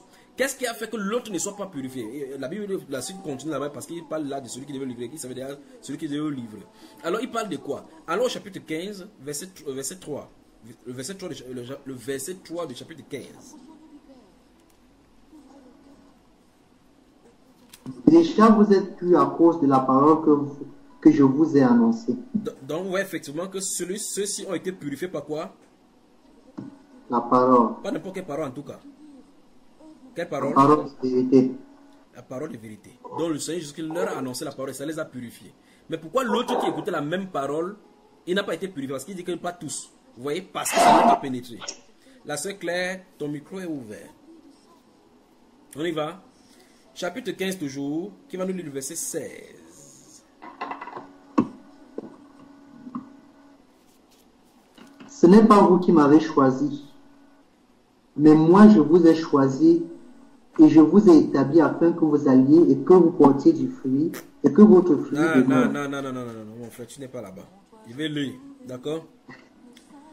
Ce n'est pas vous qui m'avez choisi, c'est moi qui vous ai choisi, vous ai envoyé à l'école théologique pour qu'on puisse vous établir, afin que vous allez développer, que votre église fructifie. Ça, c'est la version moderne. Vous avez ces versets ça chez vous? Non. C'est une nouvelle Bible ça, c'est une nouvelle Bible. Non. Si vous dites que c'est une nouvelle Bible, alors c'est que c'est ça que les pasteurs là ont. Si votre version dit c'est que le frère Benjamin a lu, c'est qu'on a des problèmes aujourd'hui, n'est-ce pas mes frères? Jésus dit quoi? Que c'est lui qui les a choisis. Jésus dit quoi? C'est lui qui les a choisis. Il dit que ce n'est pas vous qui m'avez choisi. Vous entendez quelqu'un dire que non, j'ai choisi de suivre Jésus et je sens que je dois être pasteur. Qu'est-ce que le moyen pour être pasteur? Il passe s'inscrire à l'école théologique. D'autres personnes disent que non, même si Dieu, tu as l'appel dans ta vie, tu as besoin d'être formé. Je ne sais pas quel genre de Bible on lit. Notez Actes des Apôtres chapitre 4, versets 12 et 13. Notez cela. Non, il faut bien qu'on te forme. Et Dieu merci, il voit leurs limites. On te forme. Il faut que tu fasses toujours comme un style de pasteur. Tu parles. Et par conséquent, il faut parler. Tu contrôles ta moralité de gestuelle pour ne pas blesser les gens. Parce qu'on nous a appris que le gestuel et les autres paroles là. Allez dire ça à Jean-Baptiste. Allez dire ça au prophète Jean-Baptiste. Il va vous dire ce qu'il faut, ce que la prédication du désert. Notez Actes des Apôtres chapitre 4, versets 12 et 13 là. Notez cela. Donc dans la Jean chapitre 15, il dit, ce n'est pas vous qui m'avez choisi, c'est moi qui vous ai choisi et qui vous ai établi. Donc après le choix, vient l'établissement. Donc on t'établit. Quand tu es établi, il t'envoie. Vous avez cela? Choisi par Dieu. Établi par Dieu. Envoyé par Dieu. Maintenant, qu'est-ce qu'on a? Choisi par des situations économiques. Consacré par les hommes. Envoyé par notre dénomination dans les branches et les succursales dénominationnelles. Quand tu vas arriver là-bas, quand tu travailles les dîmes, ça porte beaucoup de fruits. Envoie les dîmes au quartier général. Voilà le verset biblique de notre époque. N'est-ce pas mes frères? Vous ne voulez plus parler, hein? Ne parlez pas. Jean chapitre 17, verset 17, qu'est-ce que ça dit?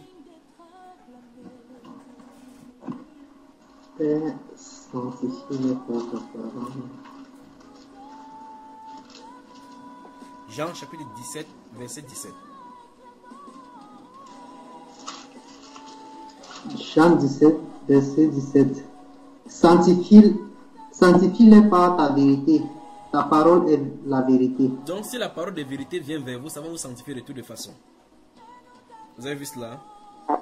Amen, amen. Terminons, on de ce jour, on va revenir là-dessus sur cette sanctification-là. Amen, amen. Terminons dans le livre de 1 Corinthiens chapitre 6.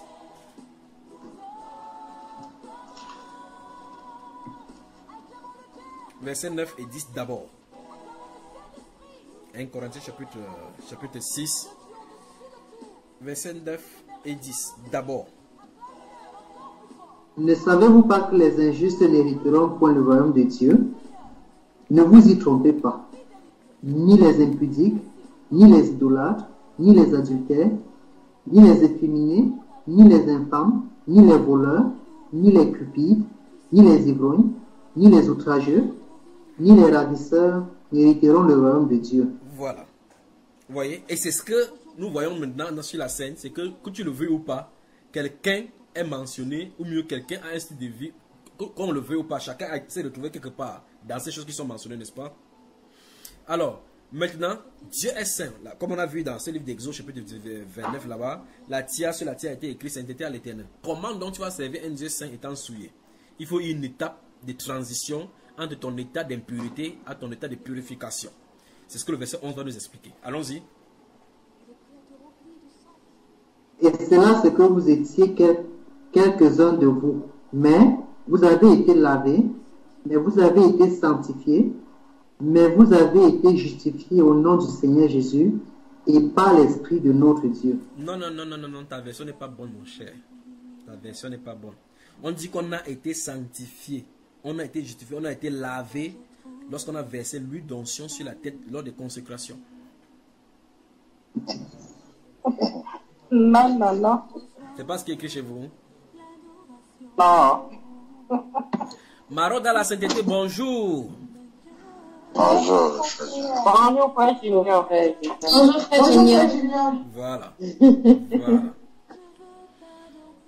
Allons dans le livre de 1 Timothée, parce qu'on ne peut pas parler des choses pastorales sans toucher ces livres-là.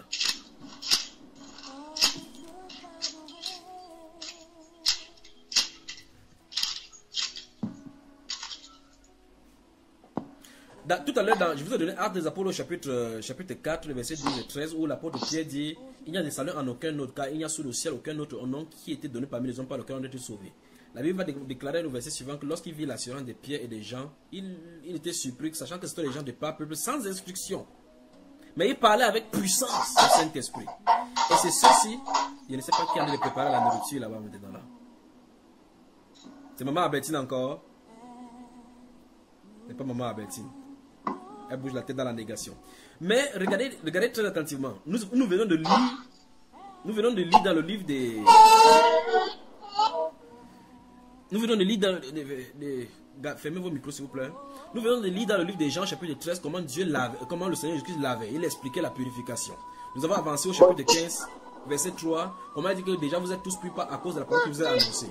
Nous avons lu dans le verset, il y a des bruits. Nous avons lu dans le verset 16 du chapitre 15 que ce n'est pas vous qui m'avez choisi, c'est moi qui vous ai choisi afin que vous, et que vous ai établi afin que vous alliez et que vous portiez des fruits et que vos fruits demeurent. Maintenant, au chapitre 17, verset 17, il dit que Père, sanctifie pas ta vérité, ta parole est la vérité. Et au chapitre 6 du 1 Corinthiens, nous avons vu effectivement comment nous étions tous dans la souillure, mais par la consécration venant du Saint-Esprit, par sa fait nettoyage venant de l'Esprit de Dieu, par la parole, il nous a enlevés du monde pour nous mettre à part. Souvenez-vous de ce qu'on a vu là-bas. Avec cet acte-là, il nous a mis à part pour lui. C'est donc pour ça qu'il peut nous appeler saints. Et maintenant, nous voulons annoncer les vertus de Dieu, participer à l'aspersion du sang comme le fit Aaron. Vous y êtes, ça? Amen. 1 Timothée chapitre 3, verset 1 et suivant. J'espère que vous n'êtes pas fatigué. Ne vous fatiguez pas aujourd'hui, non?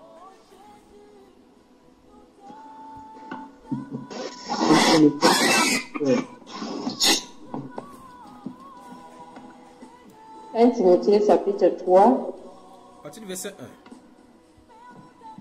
Cette parole est certaine. Si quelqu'un aspire à la charge d'évêque, il désire une œuvre excellente.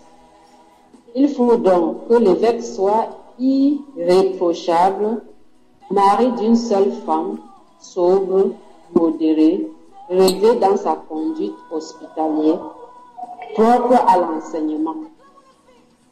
Il faut qu'il ne soit ni donné au vin, ni violeur, ni violent. Non. Ni violent. Pas ni violent, pardon. Ni violent, mais indulgent, pacifique, désintéressé. Il faut qu'il dirige bien sa propre maison et qu'il tienne ses enfants dans la soumission et dans une parfaite honnêteté, car si quelqu'un ne sait pas diriger sa propre maison, comment prendrait-il soin de l'Église de Dieu? Il ne faut pas qu'il soit un mauvais converti, de peur qu'enflé d'orgueil, il ne tombe sous le jugement du diable. Il faut aussi qu'il reçoive un bon témoignage de ceux du dehors, afin de ne pas tomber dans la probe et dans les pièges du diable. Excusez-moi, j'ai trop de bruit. Dans ce cas, ferme ton micro, ma soeur, merci. Ferme ton micro, que Dieu te bénisse. La soeur, le frère Benjini, il dort déjà. Je continue au verset 8. Les diacres, eux aussi, doivent être honnêtes, éloignés de la duplicité, des excès du vin, d'un gain sordide, conservant le mystère de la foi dans une conscience pure. Qu'on les éprouve d'abord et qu'ils exercent ensuite leur ministère, s'ils sont sans reproche. Les femmes de même doivent être honnêtes, non médisantes, sobres, fidèles, en toutes choses. Les diacres doivent être maris d'une seule femme et diriger bien leurs enfants et leur propre maison, car ceux qui remplissent convenablement leur ministère s'acquièrent un rang honorable et une grande assurance dans la foi en Jésus-Christ. Voilà, c'est bon mon frère. Dans tout ce que vous en avez de voir, dans une des conditions là-bas, vous avez vu, ayant au minimum BPC,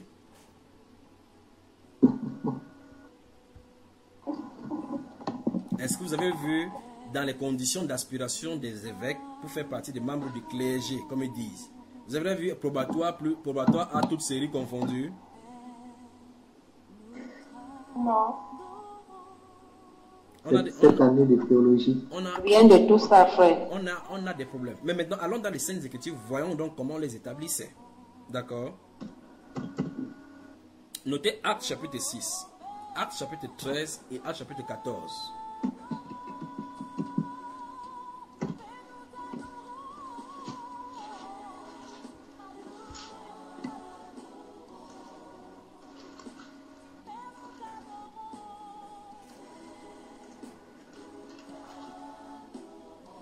Vous y êtes? Que Dieu vienne en aide à cette génération. Que Dieu vraiment vienne en aide à cette génération.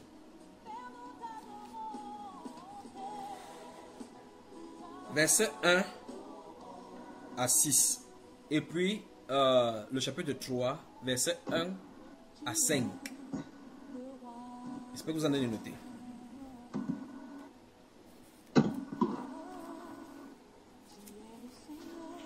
Le chapitre 14, tu voulais dire, frère. Il dit chapitre 6, verset 1 Verset 1 à 6. à 6. Chapitre 13, verset 1 à 5. Et le chapitre 14, verset 8 à 22. Allons-y, lecture. En ce temps-là, le nombre des disciples augmentant, les hellénistes murmuraient contre les Hébreux parce que leurs veuves étaient négligées dans la distribution de ce qui... Pardon, je recommence quoi. En ce temps-là, le nombre des disciples augmentant, les hellénistes murmuraient contre les Hébreux parce que leurs veuves étaient négligées dans la distribution qui se faisait chaque jour.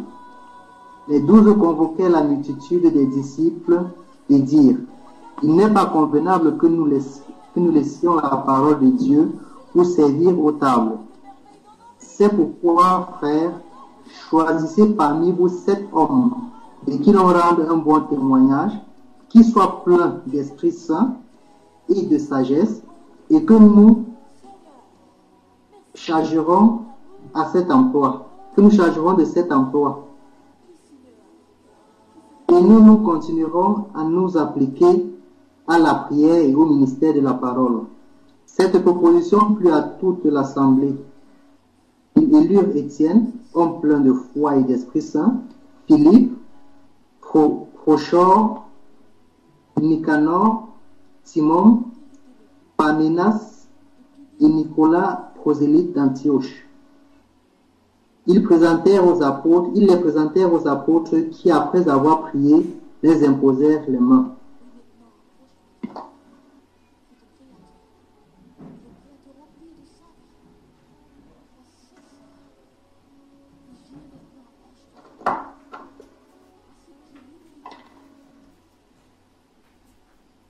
C'est comment?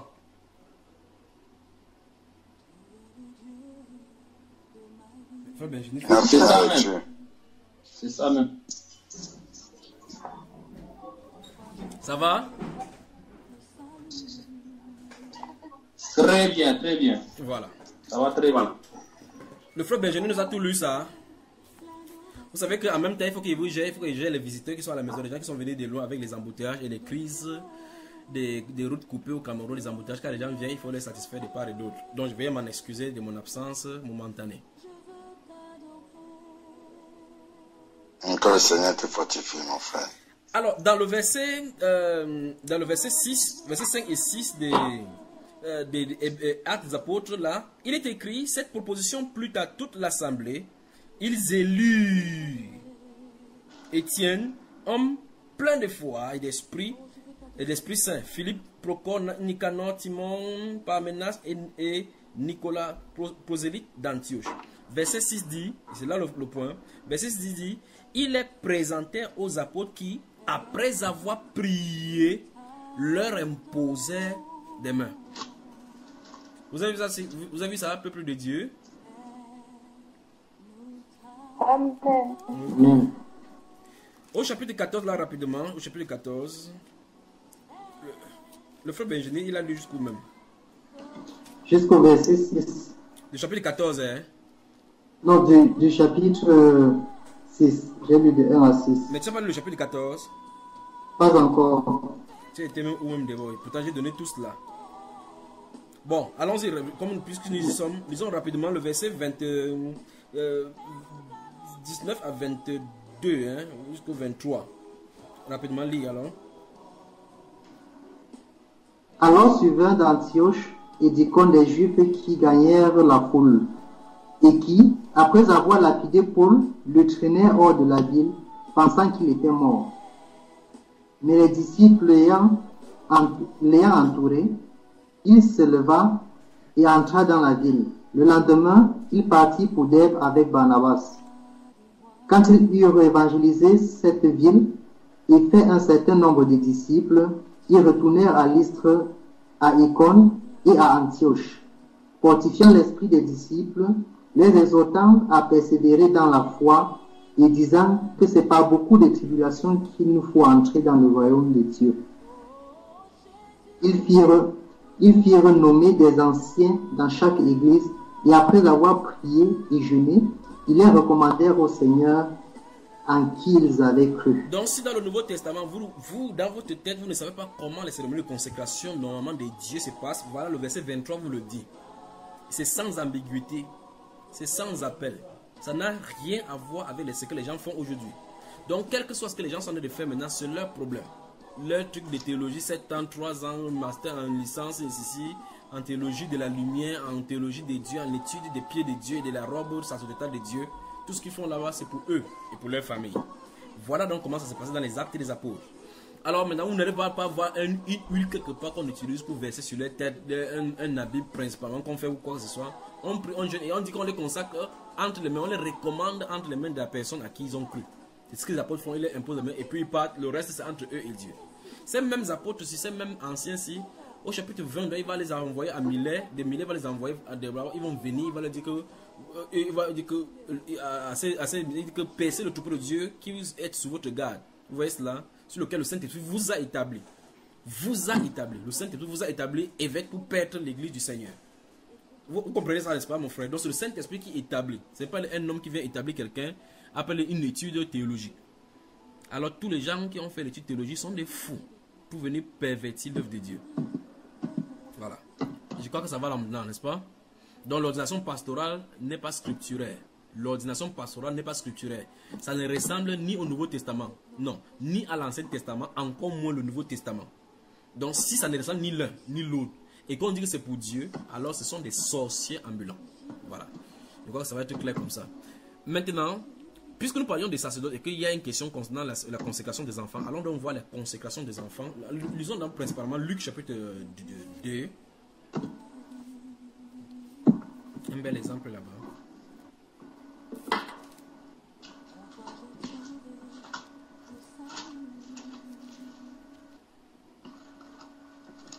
Luc chapitre 2.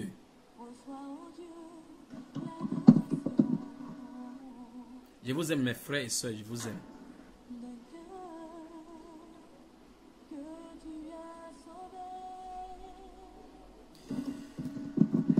La sœur Gigi a refusé de venir au Cameroun. La sœur Émeraude aussi et la sœur... Tous ont refusé de venir au Cameroun pour nous rendre visite. Bon, il n'y a pas de problème. Et même elle-même seulement à distance. On va venir. On va venir. Sûr. Dieu va faire, on sera là-bas. Amen. Mais pas dans les temps de troubles et des temps de dangerosité comme maintenant là. Hein. Ne venez pas actuellement. Ne vous inquiétez pas, au Cameroun, ça va se calmer. Le régime va changer. La situation va se calmer. Le régime va changer. Quel qu'en soit le cas, coûte que vaille, ça va changer. Vous me suivez, n'est-ce pas? Pharaon va quitter le pouvoir. Pharaon. Donc, il monte qui descend. Ça ne se passera plus comme avant. Ça ne se passera plus comme avant. Pharaon quittera à coup sûr. Il peut résister à Dieu n'importe comment. Hérode a fait comme ça, là on l'a cassé, brisé sans ménagement. Exode, avant qu'il n'entre encore dans ces histoires là maintenant. Luc chapitre 2, verset 21 à 24.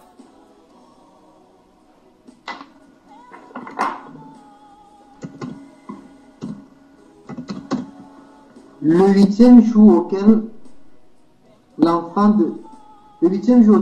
devait être circoncis étant arrivé, on lui donna le nom de Jésus, nom qu'avait indiqué l'ange avant qu'il soit conçu dans le sein de sa mère. Et quand les jours de leur purification furent accomplis, selon la loi de Moïse, Joseph et Marie portèrent à Jérusalem pour le présenter au Seigneur. Suivant ce qui était écrit dans la loi du Seigneur, tout mâle premier-né sera consacré au Seigneur. et pour offrir en sacrifice 2 tourterelles ou 2 jeunes pigeons, comme cela est inscrit dans la loi du Seigneur. Amen. Le frère Camille, bonjour et bienvenue. Donne fermer le micro pour qu'on finisse ce chapitre ici avant que tu n'entres en scène. Donne fermer le micro. Écoutez très attentivement. Quand vous lisez le livre de Genèse chapitre 17 verset 12 où Dieu a parlé, institué la circoncision. Il a institué la circoncision. Je vous ai dit tout à l'heure là que Dieu parfait ses révélations. Il donne une révélation, il avance en expliquant la révélation au fur et à mesure. Dans Genèse chapitre 17 verset 12, il va donner la loi sur la circoncision.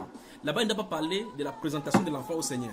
Plus tard dans Lévitique au chapitre 12, non, Exode chapitre 13 verset 2, Nombre chapitre 3 verset 13, chapitre 8 verset 16 et verset 17. Et dans le livre de Lévitique chapitre 12 verset 8, il va mettre tout ceci au clair par rapport à la consécration, par rapport à la présentation et les choses qu'il faut offrir. Les différentes choses qu'on doit offrir lorsqu'on présente l'enfant.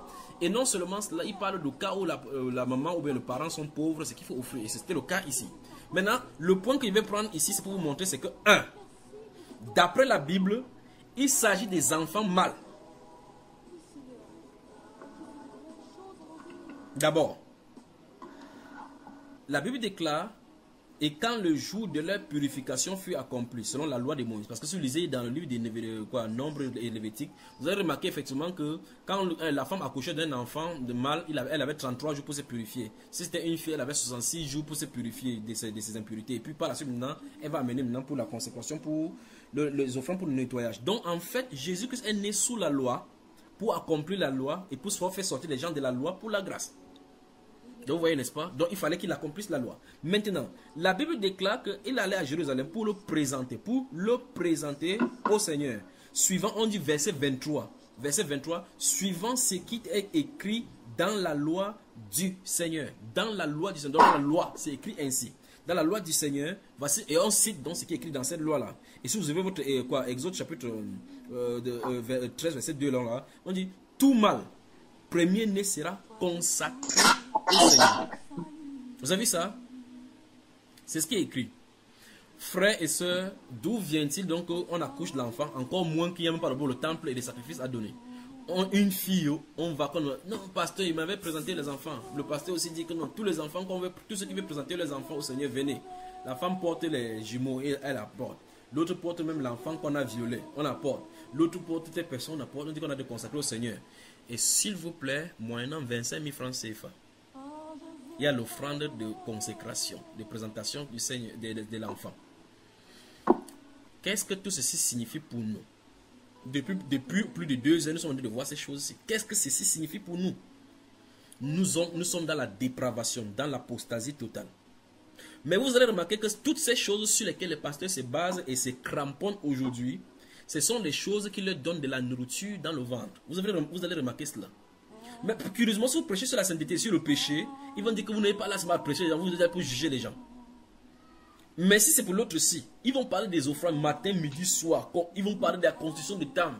Prendre âgé, dire que vos maisons sont, vous habitez dans vos maisons alors que la maison de l'Éternel est bâtie, est abattue, ainsi de suite, ainsi de suite, ainsi de suite. Allez prendre Salomon, parler qu'il y a Salomon avait amené 120 000 bœufs, on a sacrifié. Devenez de nouveau 120 000 dans chaque enveloppe. Donc le bœuf se convertit maintenant dans l'enveloppe. On a des problèmes. On a des problèmes. Donc la cérémonie de présentation de l'enfant au Seigneur est étrangère au Nouveau Testament. La cérémonie de consécration de l'ordination pastorale est étrangère à la Bible. Pas au Nouveau Testament, à la Bible. Parce que cette cérémonie-là n'est pas faite ni d'après l'ordre d'Aaron, ni d'après l'ordre du Nouveau Testament. Nous avons vu dans le Nouveau Testament ce qui est dit. Dans le livre des Actes des Apôtres, chapitre 14, verset 23, que nous avons lu là, effectivement, il dit après avoir prié et jeûné, il leur recommandait entre les mains du Seigneur en qui ils avaient cru. Vous voyez cela? Au chapitre 17, chapitre 20, verset 17, il dit de Milet, l'apôtre Paul va faire appeler les anciens de l'église, d'Éphèse. Quand ils vont venir, ils vont dire, vous savez qu'au milieu de vous, je n'ai pas craint publiquement de vous enseigner publiquement dans les maisons. Et puis il va leur parler de cette consécration qui leur a été octroyée par le Saint-Esprit. Il dit que percez le troupeau de Dieu, ce qui est sous votre garde. Il dit que le Saint-Esprit vous a établi évêque. Le Saint-Esprit les a établis. Et nous avons lu dans Jean chapitre 15, verset 16, là que Jésus a dit, ce n'est pas vous qui m'avez choisi, c'est moi qui vous ai choisi, je vous ai établi afin que vous alliez. Pas étonnant donc que dans Actes des Apôtres chapitre 13, remarquez bien l'apôtre Paul, son appel, vous allez voir ces choses ici.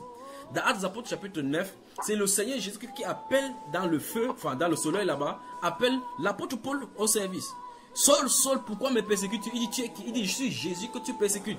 Mais au chapitre 13, ils sont en train de jeûner, ils s'ensevelent dans leur ministère. La Bible déclare, le Saint-Esprit dit, mettez-moi à part Saul et Barnabas pour l'œuvre à laquelle je les ai appelés. Vous voyez, donc c'est le Saint-Esprit qui le fait. Comment se fait-il que ces pasteurs ne vont pas travailler sans le Saint-Esprit? Comment es-tu pasteur sans Saint-Esprit? Pourtant, le pasteur est le berger du troupeau. Et la Bible déclare que si le berger ne sait pas où il dirige le troupeau, c'est dans le troupeau qu'ils ont laissé diriger. Parce que le Saint-Esprit est le guide. Quand il vient, il octroie cette grâce-là, c'est pour que les gens dirigent pour diriger. Quelqu'un est pasteur, un de ces jours, tu entends que non. Je crois qu'il y a un pasteur béninois qui dit maintenant qu'il est pasteur Moïse. Je crois qu'on en a parlé, je ne sais pas sur quelle chaîne. Où il a parlé, il dit que la Bible est fausse pour dire que Dieu n'est pas là parce que la terre est ronde, le ciel est là. Si vous êtes dans cette direction, si votre ciel, le haut c'est là-bas, le haut là-bas, il tire la conclusion que Dieu n'existe pas. Mais il s'appelle un pasteur. Il a été pasteur. Et il a vu la supercherie des pasteurs, enfin de la Bible, dit-il, et du christianisme. Comment est-il fait pour être pasteur?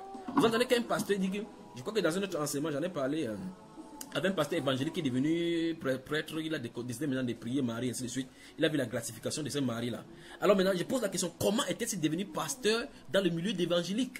Dans le milieu pentecôtiste, au point de parler en langue, au point maintenant il vient voir la révélation qu'il faut prier le rosaire et Marie. Vous voyez qu'on peut être pasteur des hommes et pas pasteur selon Dieu. Pasteur selon les études, mais pas pasteur selon le cœur. Vous voyez ce qu'on en est. Alors, ces problèmes de consécration, ce qu'ils appellent la cérémonie d'ordination est étranger à la Bible. Si un pasteur nous écoute maintenant, il a cette auge, il n'y a que deux alternatives.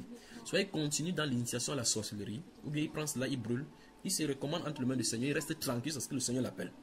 Il n'y a pas quelque chose que tu vas dire, je vais me sanctifier comme ça, il va aller en formation et plus tard, Dieu va m'appeler, s'il veut m'utiliser. Si Dieu n'a pas commencé avec ton appel, il ne doit pas t'appeler plus tard. Dieu, les dons et les appels sont irrévocables. Ça c'est un. Et puis ces dons et les appels sont prédestinés. Ça suppose que si tu n'es pas appelé dans le plan de Dieu, à être à la charge des conducteurs, tu ne seras jamais là-dedans. Même si tu es fort, même si tu es éloquent comme tu le veux. Ça ne peut pas être comme ça. Parce que personne, la Bible déclare, Hébreux chapitre 7 qu'on a vu là, chapitre 8 et 9, parlant de la consécration des sacrificatures sur Melchisedec, enfin sur Aaron, il a dit que nul ne s'érige cette dignité. C'est comme le fils d'Aaron. Parce que Dieu a dit, je t'ai fait souverain sacrificateur pour toujours, selon l'ordre de Melchisedec. Et pour Aaron, c'est Dieu qui a choisi Aaron. Aaron ne s'est pas choisi. Ses fils n'ont pas été choisis par eux-mêmes. C'est lui qui a choisi. Il a désigné de la tribu de Lévi comme ceux qui doivent être à son service. Alors si Dieu désigne, c'est parce qu'il a un plan derrière. Quand il a choisi dans la tribu, il donne les tâches à qui il veut parce qu'il y a une tâche pour laquelle il appelle. Maintenant, si vous êtes pasteur par formation et que Dieu ne vous connaît pas, vous allez servir dans le camp du diable. Que le voulez ou pas, même si vous prêchez le nom de Dieu. Voilà. Je crois que j'ai été un peu plus clair comme ça. Alors que Dieu vous bénisse, on prend une pause et on revient dans la troisième partie pour la suite de la question. D'accord mes frères? Pendant ce temps, je dis bonjour à mon frère bien-aimé, notre frère bien-aimé Francis, et au frère Camille qui sont là-bas. Et ils vont vous présenter alors ils sont. Nous sommes dans la sainteté, mais je ne sais pas d'où ceux-ci sont. Le frère Camille est là et avec le frère, notre bien-aimé. Bonjour à vous. Bon, shalom à tout le monde. Shalom à vous. Je reste Mon cœur reste au Canada. Mon cœur reste au Maroc. Donc si maintenant je suis au Canada. Donc frère, si on te perd maintenant, on n'a pas voir ton cœur en toi. Donc je matérialise cela en étant visible. Oui. Donc tu as un cœur invisible qui se trouve au Maroc. Je suis mon frère à Montréal, oui. À Saint-Jérôme, oui. Le Kakomba. Une grâce. Quand je vous vois déjà, vous êtes deux réunis comme ça, il dit que ça montre que mon travail peut baisser de ce côté-là. Que Dieu vous bénisse, vous n'avez pas le choix. Ça montre que vous n'avez pas le choix maintenant que de travailler.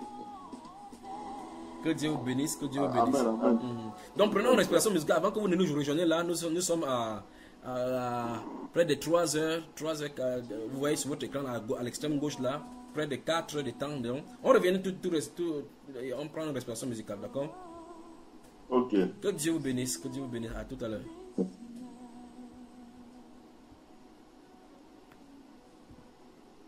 Et tu es digne d'être acclamé.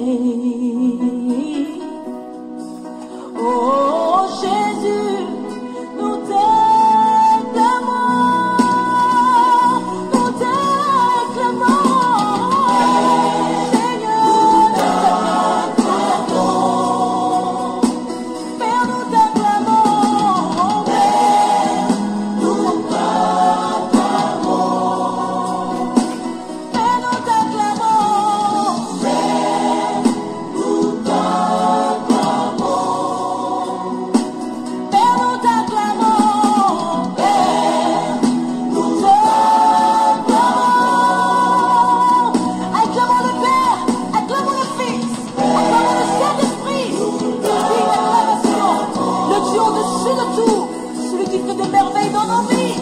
Seigneur, encore plus fort. Alléluia. Oh, alléluia. Seigneur, merci pour ta fidélité. Merci pour ta bonté. Seigneur, merci pour ton amour. Oh, alléluia. Oui, Seigneur, tu fais de grandes choses en nos vies. Approchons-nous du Père, ouvrons nos cœurs et contemplons sa sainte face.